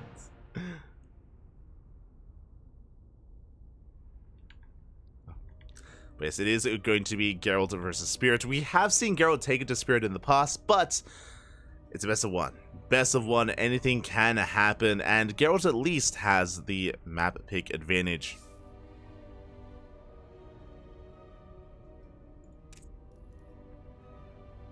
Does have that advantage, and we will see where he takes us. We will see.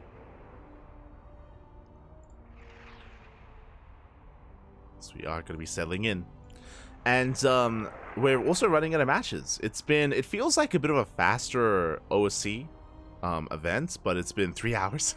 I just looked at the time. I'm like, yo, we've been speeding through this. Like, oh, never mind. It's 5 a.m. Oh, let's go.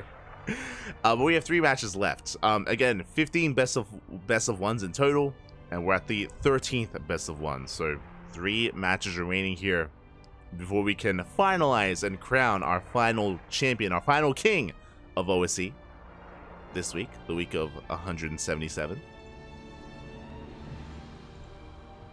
So we are nearing the end of the broadcast. And can anyone bring Spirit down? Oh. Can anyone bring him down, Pat?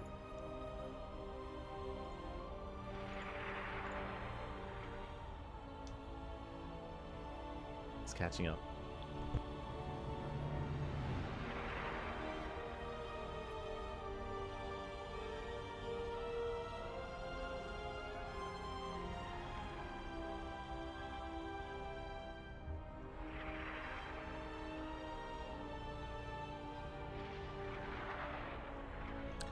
I'm trying to catch up. It looks like our players do need some time though. Looks like they need a moment to set things up. So we might go on a short break here. Okay, we're gonna take a moment. We're gonna take a very short break and take this moment to get some water, get some snacks, take a break, drain your disruptors, hydrate your hydras. We're gonna be back here in a couple of minutes with Gerald versus Spirit. It looks like our players are having, or at least Spirit is having some tech issues, so he's gonna be restarting. And we'll be back soon with our next best of 1. See you then. Huh.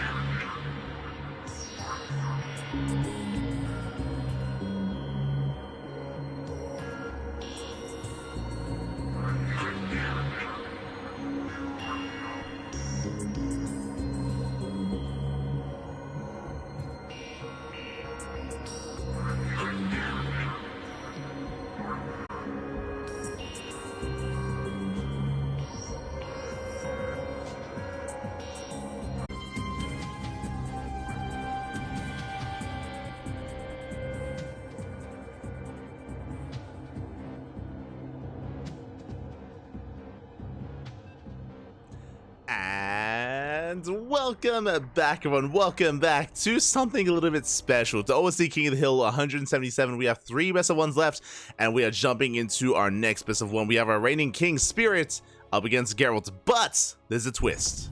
Can you tell what's going on? Can you see what has happened? Best of luck when it comes to your predictions. Make sure you realize what has occurred, and we're jumping into technically a TVP. And sporting in the top left hand corner of Oceanborn, we have the blue Terran player, usually a Protoss, but he is embracing the Terran race this time, representing Sidestorm Gaming. It is Gerald. And sporting in the bottom right hand corner, we have his opponent. We have the red Protoss player himself, embracing and becoming one with the Kala, becoming one with the pink Polish Protoss players, representing Team Na'Vi. It is Spirit. Now, I'll be honest, I believe we have seen Gerald off race before. He has been tempted off race in the past. I don't think I've ever seen Spirit off race, so I have no idea what to expect. I'll be honest. I'm not really too familiar with Spirit's off race. I'm sure it's comparable to the off race of Gerald. Gerald, he has offered to off race in the past in tournaments. This is true. This has happened. Spirit a little bit less so. So I wonder. So show us what you got. Show us what you got. Gerald's Terran is pretty good. It is pretty good. Yeah. I do know that. I'm pretty sure Gerald's Terran is GM. I'm unfamiliar with Spirit's Protoss. Spirit usually plays Zerg. Ah, I see. Okay. So, I don't know what to expect. So far, double gas. Okay, double gas open out of Gerald. He's going for... Oh, I should fix this up. There we go. Double gas open out of Gerald, going for a faster factory. A bit of a more tech-heavy, aggressive start. This could get a bit out of hand. Based on the factory placement, it's going to be harder to scout. It's further back in the main. I'm curious if this is the beginning of something cheeky like a one base all in, if we throw down a starport or if we throw down another Rex. We'll keep an eye on Gerald. Meanwhile, Spirit across the map is going for a gate cyber expand. Standard opener out of Spirit so far, Meanwhile, Gerald, show us what you got. As you see, sorry, initial Marine opener here, moving out across the map. Okay, followed by Cyclone into Starport. Yes, we are very committed here on one base. Gerald, calm down. He's like, Papi, let's off race. And then he's gonna try to cheese Spirit out. Oh my god. Gerald, no chill. The first Marine is shut down, so it doesn't really get much damage done here. Shield batteries on the way just to be safe. We do have our Twilight Council opener out of Spirit, looking to work towards Blink. Meanwhile, Geralt, I'm curious where this build how it all comes together here. With the medevac, of course, sorry, with the Starport, we can get into a medevac, we can head into a Cyclone drop. And we are still massing Marines, still no expansion. No CC here for Geralt, not in sight, not yet. So we're still waiting for that medevac. There we go, medevac is on the way. So hyper aggressive here out of Geralt. And Spirit is still trying to piece it together. For all Spirit knows, there could be a CC on the high ground. That's the problem. There could be a command center already finishing up. Adept is going to be denied the scouts. Adept goes down. Back at home, Blink is on the way. We have a second gateway as well. So far, it's going to be 2-gate Blink from Spirit. And here comes the push. Now, it looks like Geralt is going to be expanding behind this, but still a very committed opener here out of Geralt. Very committed, very aggressive, rallying everything across the map, and here come the reinforcements. Here come the Marines. So, double Cyclone with our Marines as well. We are moving out. Back at home, we have a shield battery, we have an overcharge, we have 3 Stalkers. Robos on the way. 3rd gateway in production as well. So, Spirit playing very safe. Very safe play here out of Spirits. Meanwhile, we are going to be able to find a pylon. Not bad. Pylon is going to be going down. Stalker's going to try and respond. Oh, we juggle into the main. We do ferry in. The pylon will fall, but we're going for the Stalkers. Yeah, the lock-on is barely broken. Blink's still not done. It's on the horizon, 10 seconds away. And we need 10 more seconds. One Stalker does fall. We get a Stalker, we get a second as well. Nice juggling here to Geralt. And again, he wants to go for the kill, gets another Stalker, but he will be cleaned up. We get a surround, we will shut this down. Ooh, the final Cyclone does get cleaned up, as Spirit holds. Whew. Oh, God. That was very intense. Spirit does hold on. Bleeding out 3 Stalkers and a Pylon for 2 Cyclones and 7 Marines. We don't get the medevac, bear that in mind. Medevac does survive, but Spirit holds nonetheless, and we will take the 3rd. 3rd base is on the way, as Geralt is still getting his own natural up and running, still yet to be morphed into an orbital. Behind this, following it up with 2 more Raxes. 2 more Raxes, tank production underway here by Geralt.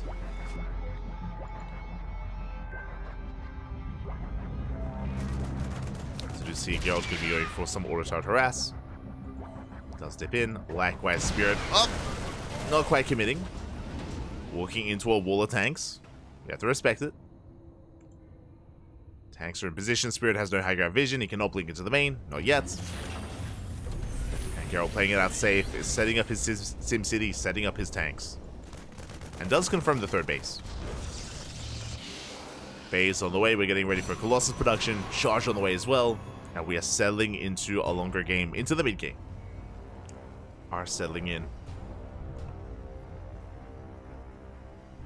After the opener of Geralt's, I'm curious if he will take a 3rd.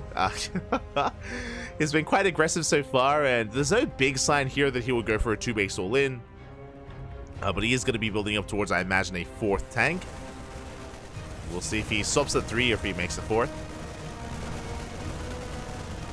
But now just focusing on bio production. Getting into his upgrades. Into Stim, +1, combat shields. And there it is. 3rd TC is on the way. We're expanding. We're getting into the mid game. We're macroing, man. We're macroing. Oh, let's go. Likewise, back at home, gateway explosion. Charge has been researched. And we're going to have a back and forth. We'll have a back and forth.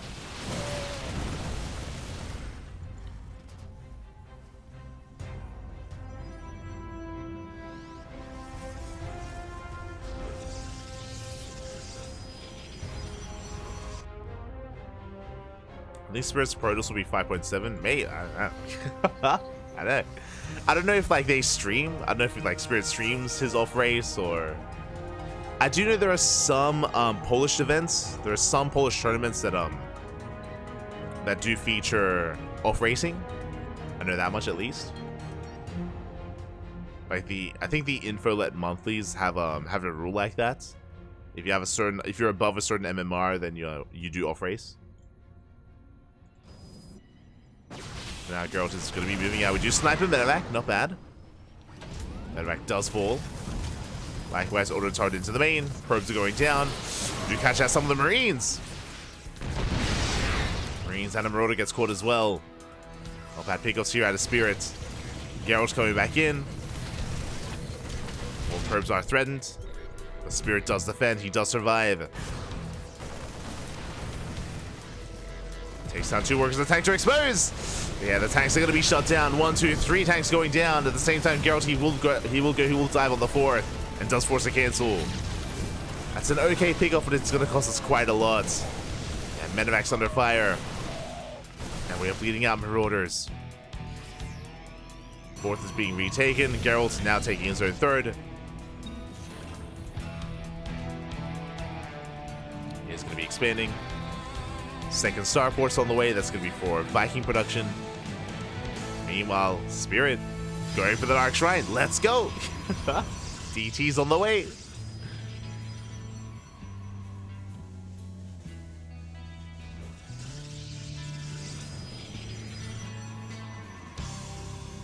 I'm going to be embracing those DTs.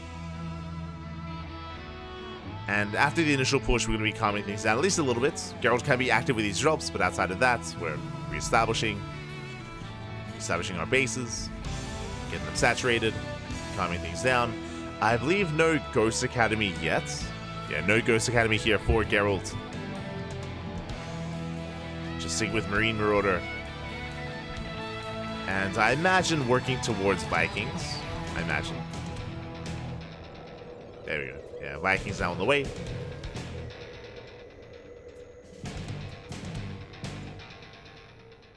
As Gerald does move out. Ghost Academy now being thrown down as well. So have a Ghost Academy, our armory. Is that the Raven? Not quite. Okay, Raven does survive. We're still up and running. And as Gerald moves in, Spirit, he does slip in towards the main base, going for those drops. Going for the Zealots. Yeah, 4th base under fire. Spirit late to respond, late to react. The base goes down. That's a kill. That's a kill on the 4th, but across the map, Zealots there in the main base. They're at the 3rd as well. SCVs are falling. Yeah, Chaos all over the place. We catch the medevacs. Medevacs are getting caught out. Yeah, Spirit, he shuts down the main army. He gets across the map. SCVs are falling left and right. And Gerald's, he can barely keep up. That's going to be 14 plus SCVs going down. 17. No mining at the 3rd. And here comes Spirit with a Death Bullet army. 3 Colossus, Mass Stalker. We knock down the 3rd and we're pushing towards the natural. Gerald, he's overstimmed. Does have an army. And there's not much support here. We're going for the recall. Up. Oh my god. Barely in time. That was a kill on the 3rd base. Disruptor rallies in, unfortunately, but Spirit, he still has that supply lead. 4th base is on the way. And Gerald, he's down to how many workers? 45. That's a 2-base saturation for Gerald. Spirit double expanding. Double expanding preserves his Colossus, getting to Disruptors. Out to triple Robo.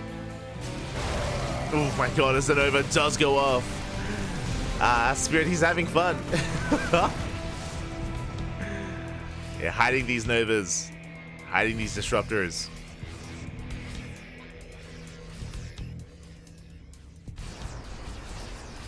Now let's catch Geralt off guard. And in a head-on fight, I do have to favor Spirit here. Pushes in. Nice kiting here with the Vikings. Nova goes up. Oh my god. Flanking Nova doesn't quite connect. Spirit, calm down. Disruptor is going to be sniped, but we're going to lose so much in the process. Another 3 medevacs fall. And Geralt, he can barely maintain himself. Doesn't have any medevacs, has no support. I do appreciate the Raven harass that Gerald has been embracing. But unfortunately has just been bleeding out too many units here against the Protoss, against Spirits. Third base is on the way. And Spirit, at this point, he can go in for the kill. We're up to 4 Disruptors. Yeah, the Disruptors that have arrived, Nova's going to be going up. A bit of friendly fire, less than ideal. Spirit embracing the Protoss, let's go. But the rest of Novas, they fan out, and the splits are not going to be good enough. We do connect it well enough. GG gets called, and Spirit will take down Gerald's 1-0. Will hold on to that crown and is still our King of the Hill. GG. GG, well played. Spirit will take it in a very chaotic PvT, very back and forth in their own way. Unfortunately, again, Gerald was just outscaled over time. He was hyper aggressive, he was shut down. Likewise, Spirit's able to pop off with his own multi-prong harassment, especially with the Zealot harass. Zealots towards the third base and towards the main as he was defending back at home. It was in that moment, in that moment where he was able to just cripple the economy, and Geralt wasn't able to quite recover from there. GG. GG, well played. Spirit does take it, and now we have 2 matches left. 2 best of 1s remaining. Who's it going to be?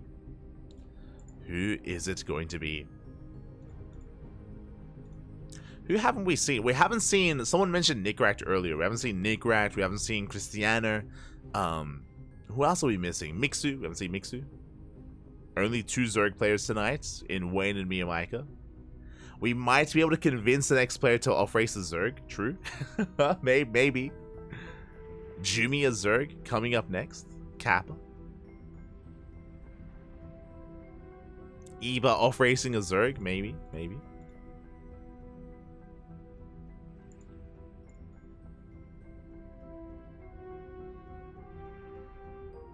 As we do have our next opponent.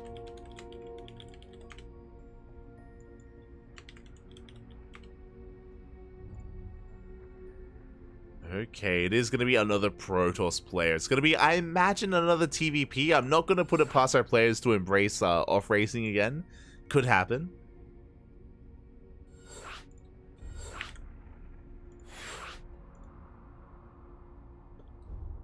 But we are going to be jumping in. And we're going to be featuring one of the older maps. We are going to be featuring Death Aura. Oh, are we? Let's go. Okay, we're good. For a moment there, Spirit almost played Protoss. Almost. Not quite. It's going to be Spirit versus NightPhoenix in a Terran versus Protoss. Let's go. And we're loading into an older map, Death Aura.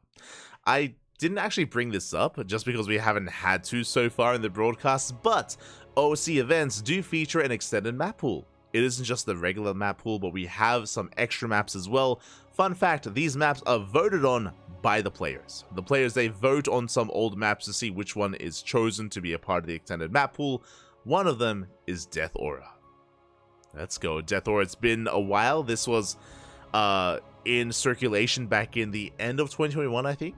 End of 2021 into 2022. Maybe even 2020, if I remember correctly. It's a long time ago. Many years ago. Death Aura, fun fact, this featured this had a very unique feature that was debuted on this map that actually became more of a regular thing in upcoming maps, and that is the Overlord Pillar.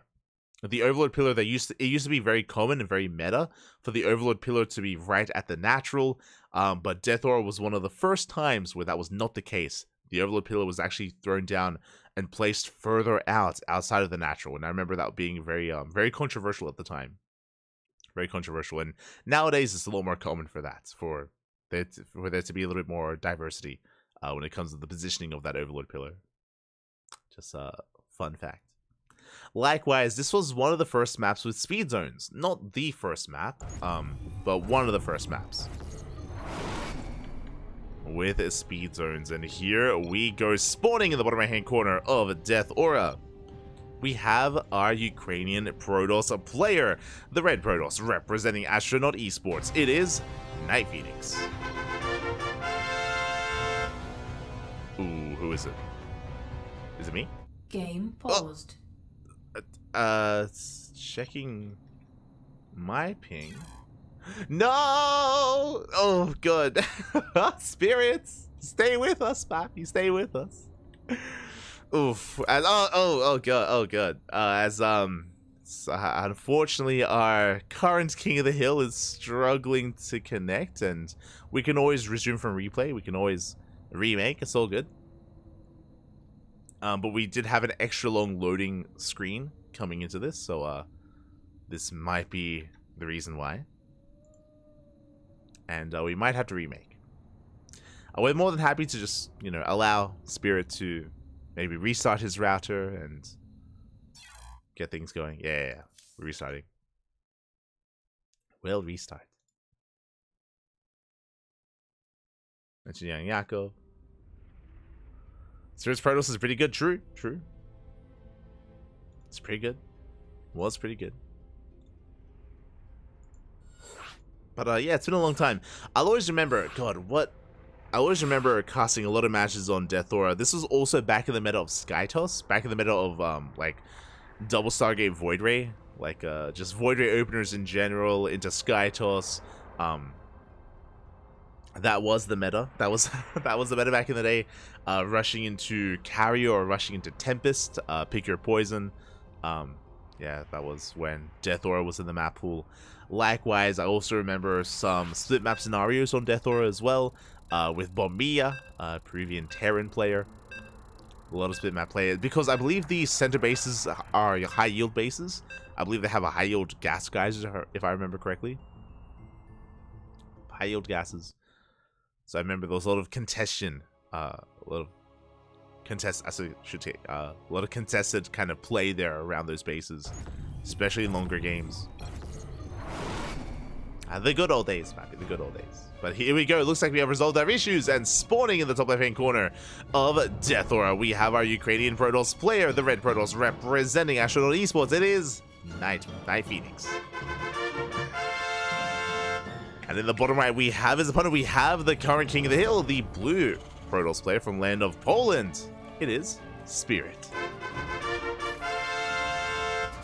For Navi.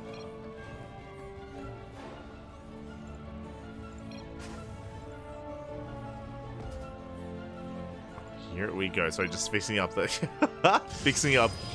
player names. Does Proxy Robo work? No, no shot. Is NightPhoenix gonna put that to the test? Show us the Proxy Robo, Pappy. Probe is moving out. Again, we have these initial speed zones in the center of the map. Likewise, rocks towards the center as well, which can be knocked down to reduce time it takes to move out, reduce the rush distance by ground. Likewise, we spoke about earlier these high yield bases in the center of the map, both in the dead center. Or, no proxy void ray, Pappy, always. As the probe is going to dip in, just going to be harassing, just going to be applying some pressure, being an annoyance in the main base. As we don't have a second probe, as there is no proxy, NightPhoenix going for the gate, Cyber Expand, standard opener out of NightPhoenix. Standard opener. But the pillar I was referring to is here. Right out here, right out of the open. So controversial at the time. Zerg players are like, where's my Overlord pillar? What's going on? And this was often a vetoed map as well because of this. As back in the day, it used to be very commonplace to have the pylon further back to scout the natural and get eyes on the opposing player.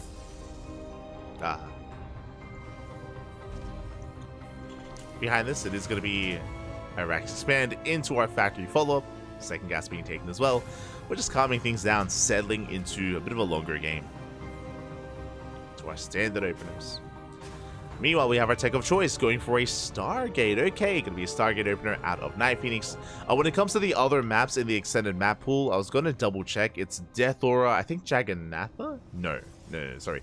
It's Death Aura, Nightshade, and Ancient Cistern. Ancient Cistern is a more modern map. That was like a year ago, right? So I think it's beginning of 2023. Yeah, it's 2020. Oh, sorry, all of 2023. There we go. So Ancient Cistern should be a map that you're a little bit more familiar with, much more modern, from last year.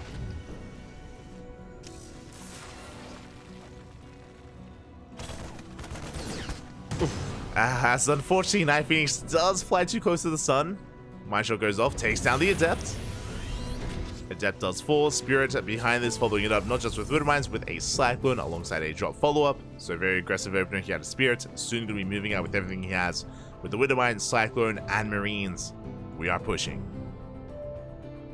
Spirit is pushing back at home. NightPhoenix trying to set up. Do have our Robo follow-up. Initial Phoenixes are amassing as well. Moving out across the map.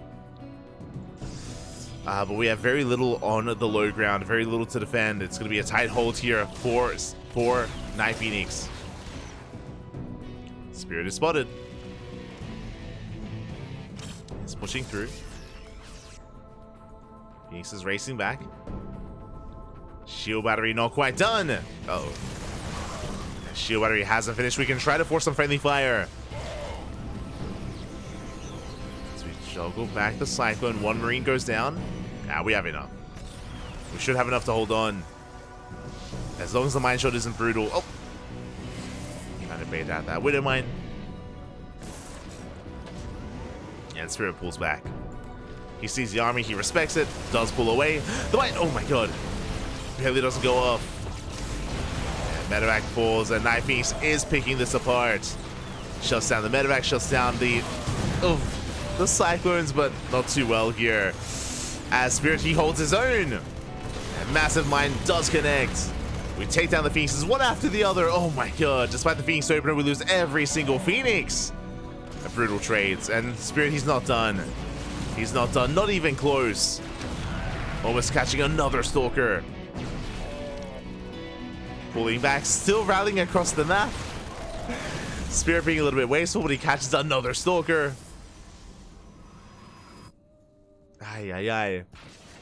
NightPhoenix will expand and does survive, does hold, but the trades are brutal. That was 3 Phoenixes, 3 Stalkers.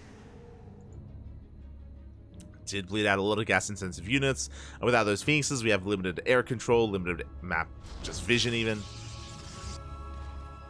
As back at home, Spirit is settling into his own 3-1-1.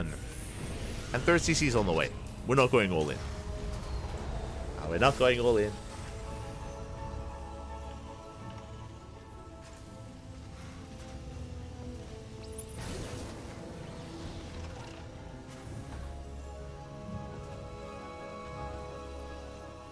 Are taking a third, taking up towards Stim and +1, and we're calming things down. I mean, when it comes to this third base, third base location, it is quite defendable.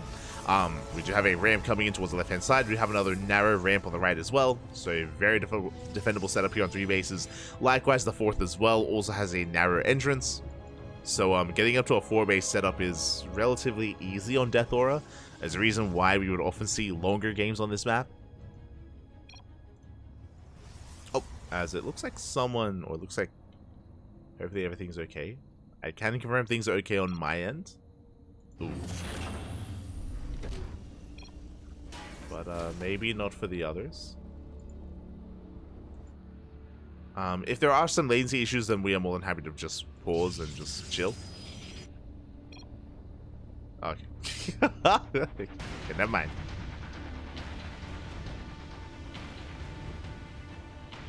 Oh god, I do notice that though.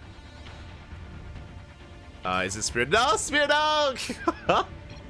Game paused.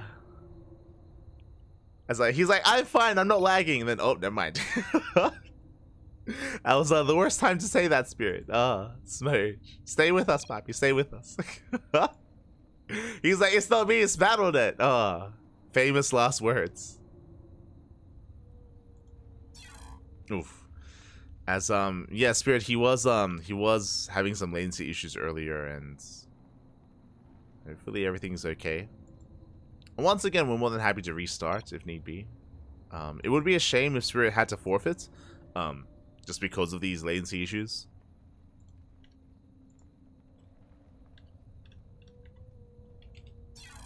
Oof, yeah, it's, doesn't seem like things are getting much better here. Doesn't seem like it. Fingers crossed, fingers crossed. Again, we can always just resume from replay. Thankfully, there's nothing major happening at the moment. It's like we're kind of in a lull period where NightPhoenix is expanding, and so is Spirit. We're just settling into our 3 bases. Settling in. Not like there's any kind of major fight going on or anything, so resuming from replay shouldn't be much of an issue. If that's what we go for.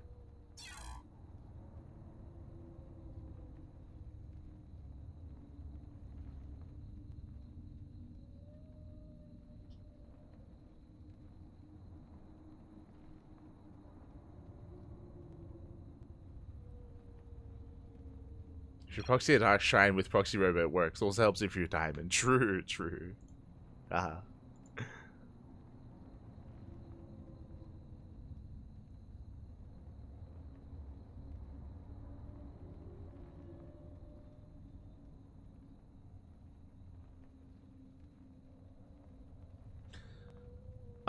But yeah, we might just take a small break here, especially if we're gonna be like reloading. I might, like, Spirit, he might have to restart his modem again. I don't know. I mean, things were going well for the first couple of minutes, but doesn't seem like it's getting much better. Doesn't seem like it. Feels bad, man. Feels bad. But yeah, BNet has been struggling today. If you were here earlier for Kung Fu Cup, we had Wardy lagouts, we had Rotterdam lagouts, Hearthstone as well. Even ourselves, we had like a big ping spike, which made us leave the game. It was I think it was in the middle of Classic versus Oliveira.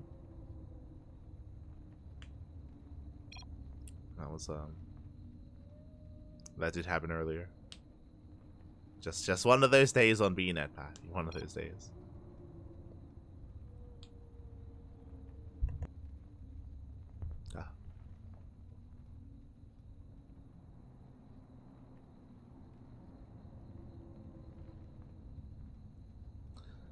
Here we go.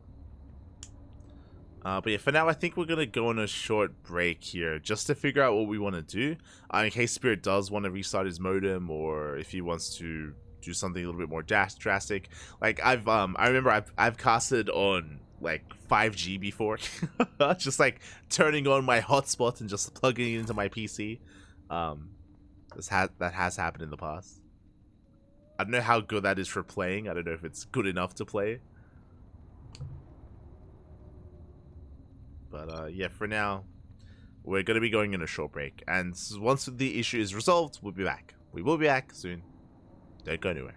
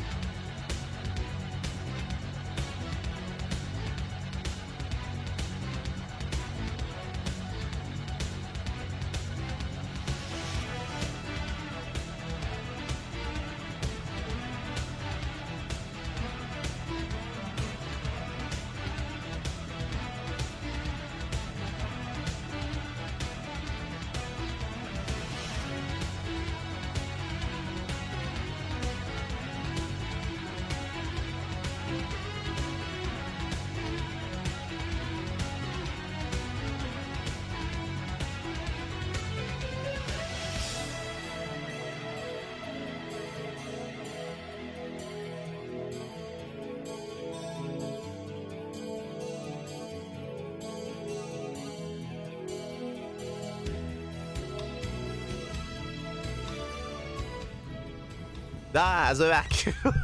Okay.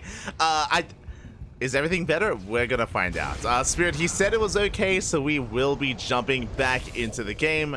And with that, okay, we're expanding. We're taking our third base. We're saturating our bases. Just need a moment to reacclimate. Just resettle into what's going on. Liberator has to cross the maps. Phoenix, they do race back home. Remember, earlier Phoenix count was reset, but we have been able to build back up. Build back up to 6 Phoenixes. And we will shut down the initial lib. Liberator will fall. NightPhoenix setting up a proxy across the map to reinforce, to harass even. To move out across the map. And hopefully everything is okay for Spirit. Again, has been having some latency issues throughout this series. Oh, and I did notice it again there. Ah. Now is not the time as well as NightPhoenix does dive in. Catches out some tanks. Tank Cyclone goes down as well. Spirit, he's on the run. Leading out another tank as well. His army across the map. Oh, now we can just keep pushing. We can't commit. Yeah, boys are being pulled away. NightPhoenix going all in essentially. Probes are going down, but there's no turning back. Not anymore. The final tank will fall. And what do we have to defend? We have Marines, Marauders. We do have a decent defensive line of bio. Medevacs are being targeted. But Spirit, he's up against the wall. He's down in that army supply. Trying to hold on. Does focus on the Marauders. And Marauders are going down one after the other. Where are the reinforcements? No more Zealous. GG. Good luck in the next round as NightPhoenix unable to break through. Spirit will hold and will take the game. GG. GG. GG, well played. Gasito, almost. There was potential there in that push from NightPhoenix. Almost broke through, but alas, we did need an extra wave of Zealots. There were no reinforcements back across the map. Probes are falling left and right. Yeah, with that, we are getting into, or we do have our King of the Hill. And we're getting ready for our final series, if I'm not mistaken. I believe our final series.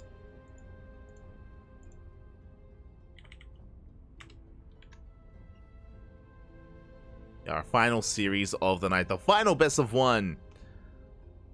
And who's it going to be? Who will rise to the challenge here? Oh. Here we go.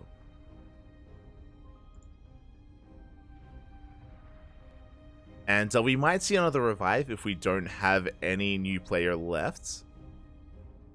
I see Kelazur, Diego. I don't think Kelazur is a part of OSC, unfortunately. Would be a lot of fun though. Who else do I say? I see Mindo VK. I see Diego, Mindo, Indy, true. Send Indy out, Papi.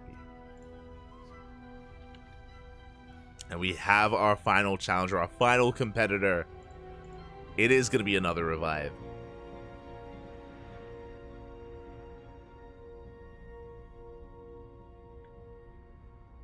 It is going to be another revive.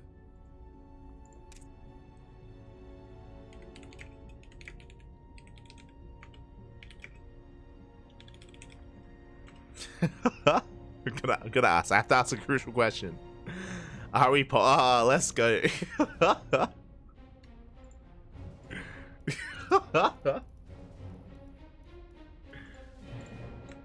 Okay. I'm asking, are we Polish or British? We're Polish, man. We're Polish. Let's go. He was in the chat earlier. He was lurking. And he is going to be featured in the final best of one. It's going to be a TVP between Spirit and Eva. Let's go. Eva, papi. He is going to be our final player. Our final challenger of the night. Again, it's been a long broadcast. It's been 9 hours. Jesus. You know, time unironically flies by when you're casting, and you don't notice how much time has progressed. 9-hour cast, papi. Let's go.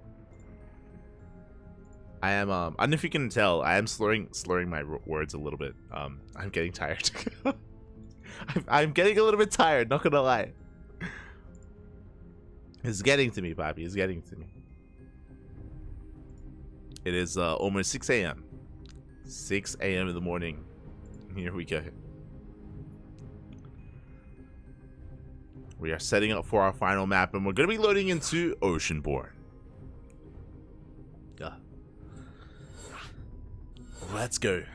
The final best of one of the night. It's been a long day of StarCraft. We covered 3 events today. For those who don't know, we covered a Brazilian event early on in the morning. Then we covered Kung Fu Cup, and now we're here with OSC King of the Hill.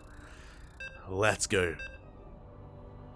And we're jumping into that final best of one. And I'm gonna crash so hard after this cast.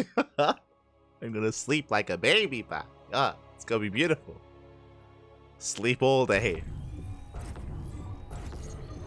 What is sunlight? We're not gonna see it, Papi. We're not gonna see it. But here we go. We're jumping in and spawning in the bottom right-hand corner of Oceanborn. We have... Oh, I should fix up the in-game player names. We have our Polish Terran player, the Red Terran representing Na'Vi. It is Spirit.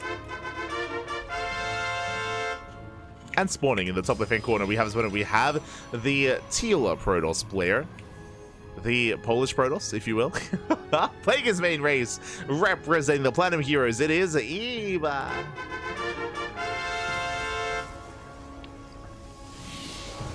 Let's go. Question: do you also drink anything while hosting? I drink water. I have. Hold on. You actually can't see it because my water bottle's green, but take my word for it. I'm holding a bottle of water.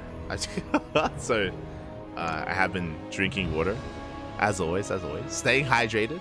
Stay hydrated, everyone.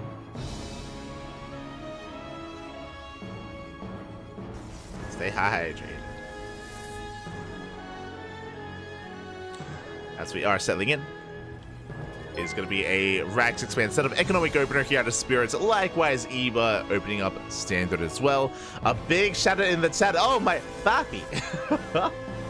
A big shout out to Infinity1672 for gifting a sub to the community for the first time. Thank you. Thank you. Do appreciate the support. Do appreciate the subs, the love. And I hope you enjoy the content. The StarCraft. Glasses, Papi, glasses. Gifting a sub to MeomaikA. Glasses, Papi, glasses. Do appreciate it. As Spirit is going for an Economic Opener again, Rax Expand into a more delayed factory. We're just easing away into the early game. Just catching up. He clearly drinks. Secret invisible drink. True. Secret. The water's so clear, it's invisible. It's so pure, Papi. It's pure. Pure smudge. Or is it vodka? Cap. I don't think I've ever drunk anything while casting. I don't think. Maybe once? Maybe? I think so. I'm trying to remember. I think there was like a Latin American event where I had some tequila shots. Like at one point. I think that happened once. Maybe? but if it happened one time. Like I haven't had the opportunity to do that again. The problem is that, like, I'll be honest, I'm a little bit afraid to do something like that just because, like, I'm handling the production as well. Like, if I was just casting, like, if someone else was, like, streaming and handling, like, the observing and doing OBS, that's fine. But, like, if I'm the one, like, at the wheel, you know, I'd be concerned that, like, I don't know, like, mess something up. I don't know.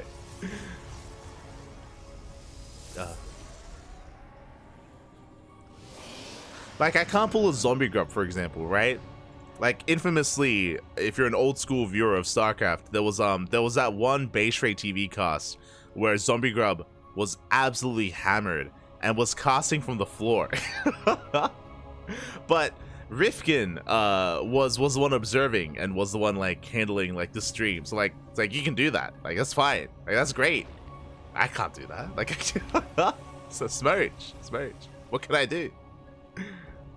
Have to observe.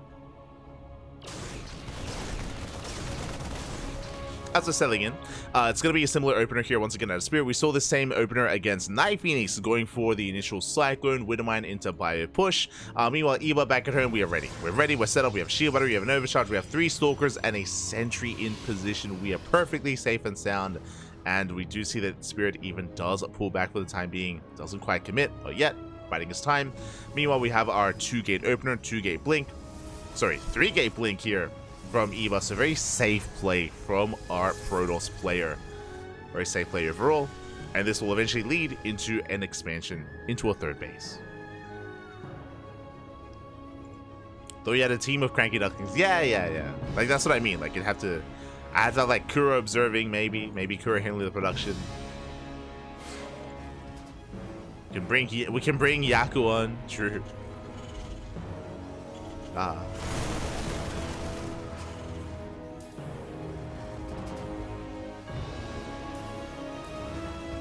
Reorder shooting up, still a pending patch. Exactly. If you know, you know. That'd be hilarious. I wish I'd seen that back in the day. Yeah. That's an infamous moment in StarCraft history. And that was a wild cast. That was still remembering events from that. I don't know if I should bring it up. It wasn't just it was both of them. They were both absolutely hammered, and I think Zombie God Machine ended up eating like frozen, like pancakes or something. I didn't. It was wild. it was crazy. As we are settling in. But now a mine drop across the map. We do react well though. Oh, the blink spot to avoid the shots. Able to avoid it. Able to shut this down. And we're settling in, as we mentioned before, it's going to be 3-gate blink into an expansion, into a third. Charge on the way. Meanwhile, behind this, Spirit's going to be getting to his own 3cc setup. No all-ins, no crazy shenanigans here.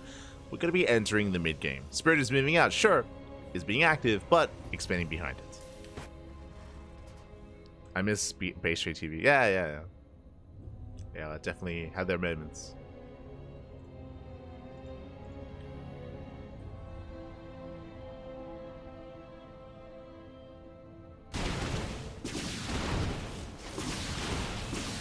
They were, it's crazy to think that, especially because it's been a while since they were active, there are people watching that maybe haven't heard of them. They're kind of like that, like what Wardy is now. They used to cast a lot, be the community casters, but for now the tanks have arrived. Going to be chipping away at the Colossus, catching out some of the depths. No shield battery. Uh-oh, no overcharge.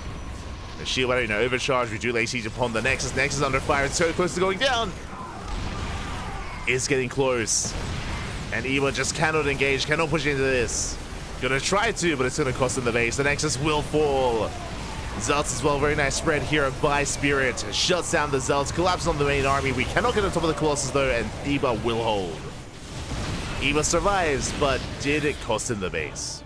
Nexus still did go down. We're stuck on a 2-base. It's gonna be behind this Banshee. They do dip in. They threaten the natural. 2 probes go down. Eva survives, but behind this, Spirit will take his own economic lead.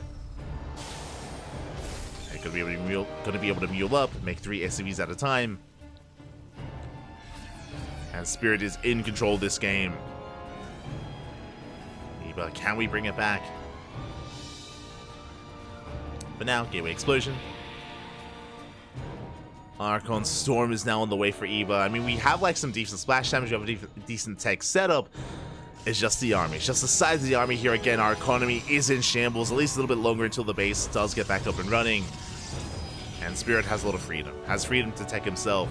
Ghost Academy's on the way. Second starport as well for additional Viking production.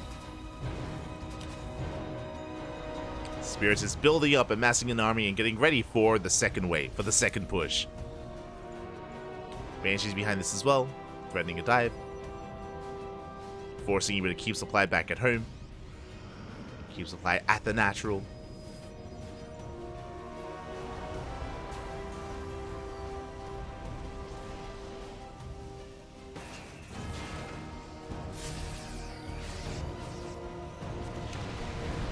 What I haven't been between Riftgun and Zombie God? They're still good friends. They're still good friends, from my understanding. From my understanding, the reason why, I mean, you know what? We can have a discussion about this later. There are things to be said. But now we can focus on our match. There's a lot of history, a lot of StarCraft history out there. But now getting into additional Viking production. Vikings on the way, making what, 4 at a time? Plenty of Vikings, Papi, plenty. Thankfully, Eba is kind of diverting away from Colossus, working towards more High Templar. 4th base on the way as well. We're getting there. But here comes that move out from Spirit. We spoke about it. Again, it's been building up this entire time ever since bringing down the 3rd base. And we have it all. We have Marauders, we have EMPs, we have Vikings, we have everything we do need. And Eba, it's going to be a tough hold for him. If we can pull off some of these storms, then maybe. How many High Templar? 4. 4 High Templar, each with 1 storm. First High Templar goes down. Vikings, they shut down the Colossus, and yeah, Spirit, he's just shutting this army down, going for the final Colossus. Storms are going to be coming in, but at this point, it's just too little too late. EMP does connect. We have 1 storm left. But alas, we do have a shoot. Vikings going to be landing. And Spirit, he's snowballing out of control. There's just not enough left. The 4th base is going to fall. GG gets called, and Spirits will take the final game and is our OSC King of the Hill. GG, GG. GG, well played. Spirit going on a tear here, winning 5 games in a row. And this week, for OSC King of the Hill, 177 is our King of the Hill. Of course, he's going to be invited in to be our starting player for next week. As a reminder, we don't always cast this event here on the CranKy Ducklings. Usually it's Wardy. If Wardy is ever not available, then we jump in. We jump in and we're able to cast whenever Wardy typically is otherwise covering another event or otherwise preoccupied. Regardless, GG, well played. And regardless of whether this next OSC event is going to be on our channel or Wardy's channel or on another channel, be sure to tune in. Be sure to tune in because it's always a lot of fun. It's a unique format. Honestly, King of the Hill events aren't really too much of a thing anymore. I mean, there was like Shoutcraft's King of the Hill back in the day. There's this event and not many others. The reason for it is because it does require a lot of effort, a lot of organization. Shout out to Eddie. Shout out to Eddie, of course, for wrangling these players together, for making this event happen, for sponsoring it, of course, for hosting it, for organizing. Much love. Much love to Eddie and all the people at OSC. Much love. Only 4 wins. But GG, well played. So, yeah, do check it out for its next edition. Do check it out. Otherwise, we're wrapping up. We are going to be wrapping up. I believe, let me just double check. I believe, yeah, getting 4 wins. Yeah, that is going to be our final 15th best of 1. If you want some more CranKy Duckling action, we're going to be live in how many hours time? Let me just double check here. We're going to be live in 15 hours? 16. We're going to be live in 16 hours time, so that is enough time to sleep. It's going to be beautiful. We're going to be able to sleep. We're going to be able to get some rest. But in 15 hours time, we're going to be live with WTL. World Team League is going to be here on this channel. As a reminder, World Team League is usually over the weekend. It's usually Friday, Saturday, and Sunday. But this week, it's on Thursday. This week it is 1 day early, so remember that. So if WTL starts, you're not caught off guard. You will know that it's a day early and is in 16 hours. So there you go. We got you covered. We got you covered later on this evening. Until then, though, I'm going to be getting some rest. I'm going to be getting as much sleep as I can, as I am very sleep deprived. And yeah, hope you all enjoyed yourselves. Hope you all had a great time here for OSC King of the Hill. It's always an amazing game. Always an amazing event. Always an amazing tournament. And again, I do appreciate that that of course Eddie does host this as often as he does, for as long as he has. It's been many years at this point that that King of the Hill has been running on a regular basis. We even had a 24-hour King of the Hill at one point as well. Not just us, we were a part of it. The way that it worked is that we had like chunks of like, you know, like 6-hour segments or something, where we like we passed the torch over from caster to caster. I think it was us, it was Wardy, it was Chicken Man, Biomorph, and some other casters. We all just kind of passed the torch around and had 24 hours of OSC. And hey, we might see that again. Might see that again sometime. Might see that again as a collaboration effort. regardless, with that, thanks so much for watching. Thanks so much for the support. Again, WTL is going to be our next cast on the channel. Quickly double checking our calendar here. Oh, I should also pay out. Double checking our calendar. It's going to be WTL for the next couple of days. KSL is going to be on Saturday, the Korean StarCraft League, of course. We have Sparkling Tuna Cup on Sunday, and our regular scheduled programming as well. As a reminder, I believe Esports World Cup is sneaking up on us. It is next month. I don't quite have it marked on my calendar, but Esports World Cup is on the horizon as well. And that is the event that all the players have been building up towards. It's a reason why there are certain players as well that have been absent from online events, because they have been focusing on practicing, on customs, on improving, on their builds, and preparing for the World Finals. So be sure to tune into that, or to be aware of it at least. So much.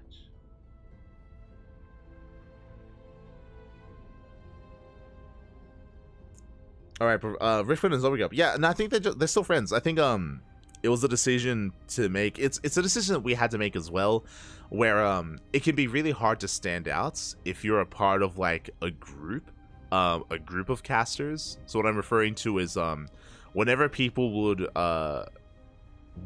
refer to base rate TV, it was usually like usually Rifkin would be the center of attention. And it was difficult for Zombie Girl to stand out as her own entity, as a caster, as a content creator. So basically, I'm pretty sure she's very cool about this. She made the choice to branch out and just be her own brand, and that allowed her to like get more opportunities and be noticed a little bit more. That's also like for example, a decision that we made here. Like, this isn't like the live VIP channel, this is the CranKy Ducklings, just because like I want, initially at least, it was myself, it was Kuro, it was Steel Mold, it was Yaku, it was Milk and Cookies. A lot more people were involved. As time goes on, a lot of them have been focusing on like their IRL careers or studies, and I always try not to be too imposing on them. Like Yaku, like Yaku, for example, he graduated like last month, so up until then, that's why he has been as active. But now we have him like on a regular basis for ESL Asia. Milk, for example, for those that remember Milk and Cookies, he's also like focusing on his career. Like, he's like full-time job right now, always busy. I'd love to cast more with Milk, but it's been years since we still keep in touch a little bit. It's been years since we've casted together. Yeah, the downside of like being a group like this, like being known as the CranKy Ducklings, is that everyone knows us as that. Like even when we cast for like DreamHack and stuff, they're like, oh, we'll get the CranKy Ducklings to cast and stuff like that, and it's harder to be noticed individually. At the same time though, the strength of it is that we're able to like work together in a lot of different ways, and kind of have this kind of collaboration project. For example, like Steel Mold was like the amateur caster guy. He would cover Sea Duckling Open and Master Sword Open. Kuro, likewise, she also does focus on things behind the scenes as well. And nowadays, she's been covering Sea Duckling Open and Master Sword Open as well. So there's like pros and cons to being a group. That's also something that like we had to evaluate as well when we kind of made ourselves. But yeah, that's like one of the reasons why some group left, just to, in a way, stand out more. If that makes sense. But yeah, I'm just referring to the discussion that was being had earlier.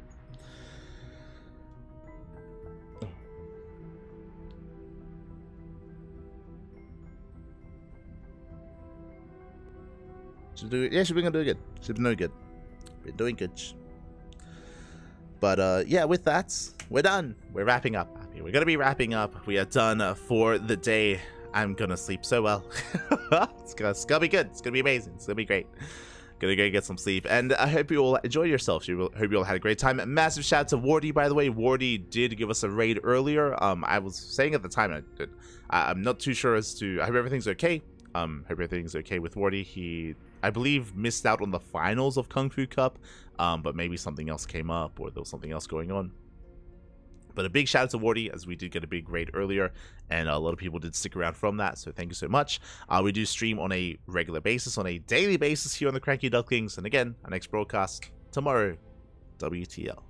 Until then, thanks for watching. We'll see you guys next time. Sealmold's puppet was hilarious. Oh, Grape Dactyl in the chat. Hello, Papi. Hello. It's been. I haven't seen you in a while. ¿Qué tal? ¿Cómo estás? Sealmold is another example. He was focusing a lot on his IRL commitments and IRL career and stuff like that. So has been a little bit less active, but he pops by in the chat every now and then, and we'll bring him back. I missed the puppet as well. I'll be honest. I missed the puppet. He's crazy. Got a lot of love for Sealmold. A lot of love. But true, the puppet was is peak CranKy Ducklings. Peak CranKy Ducklings.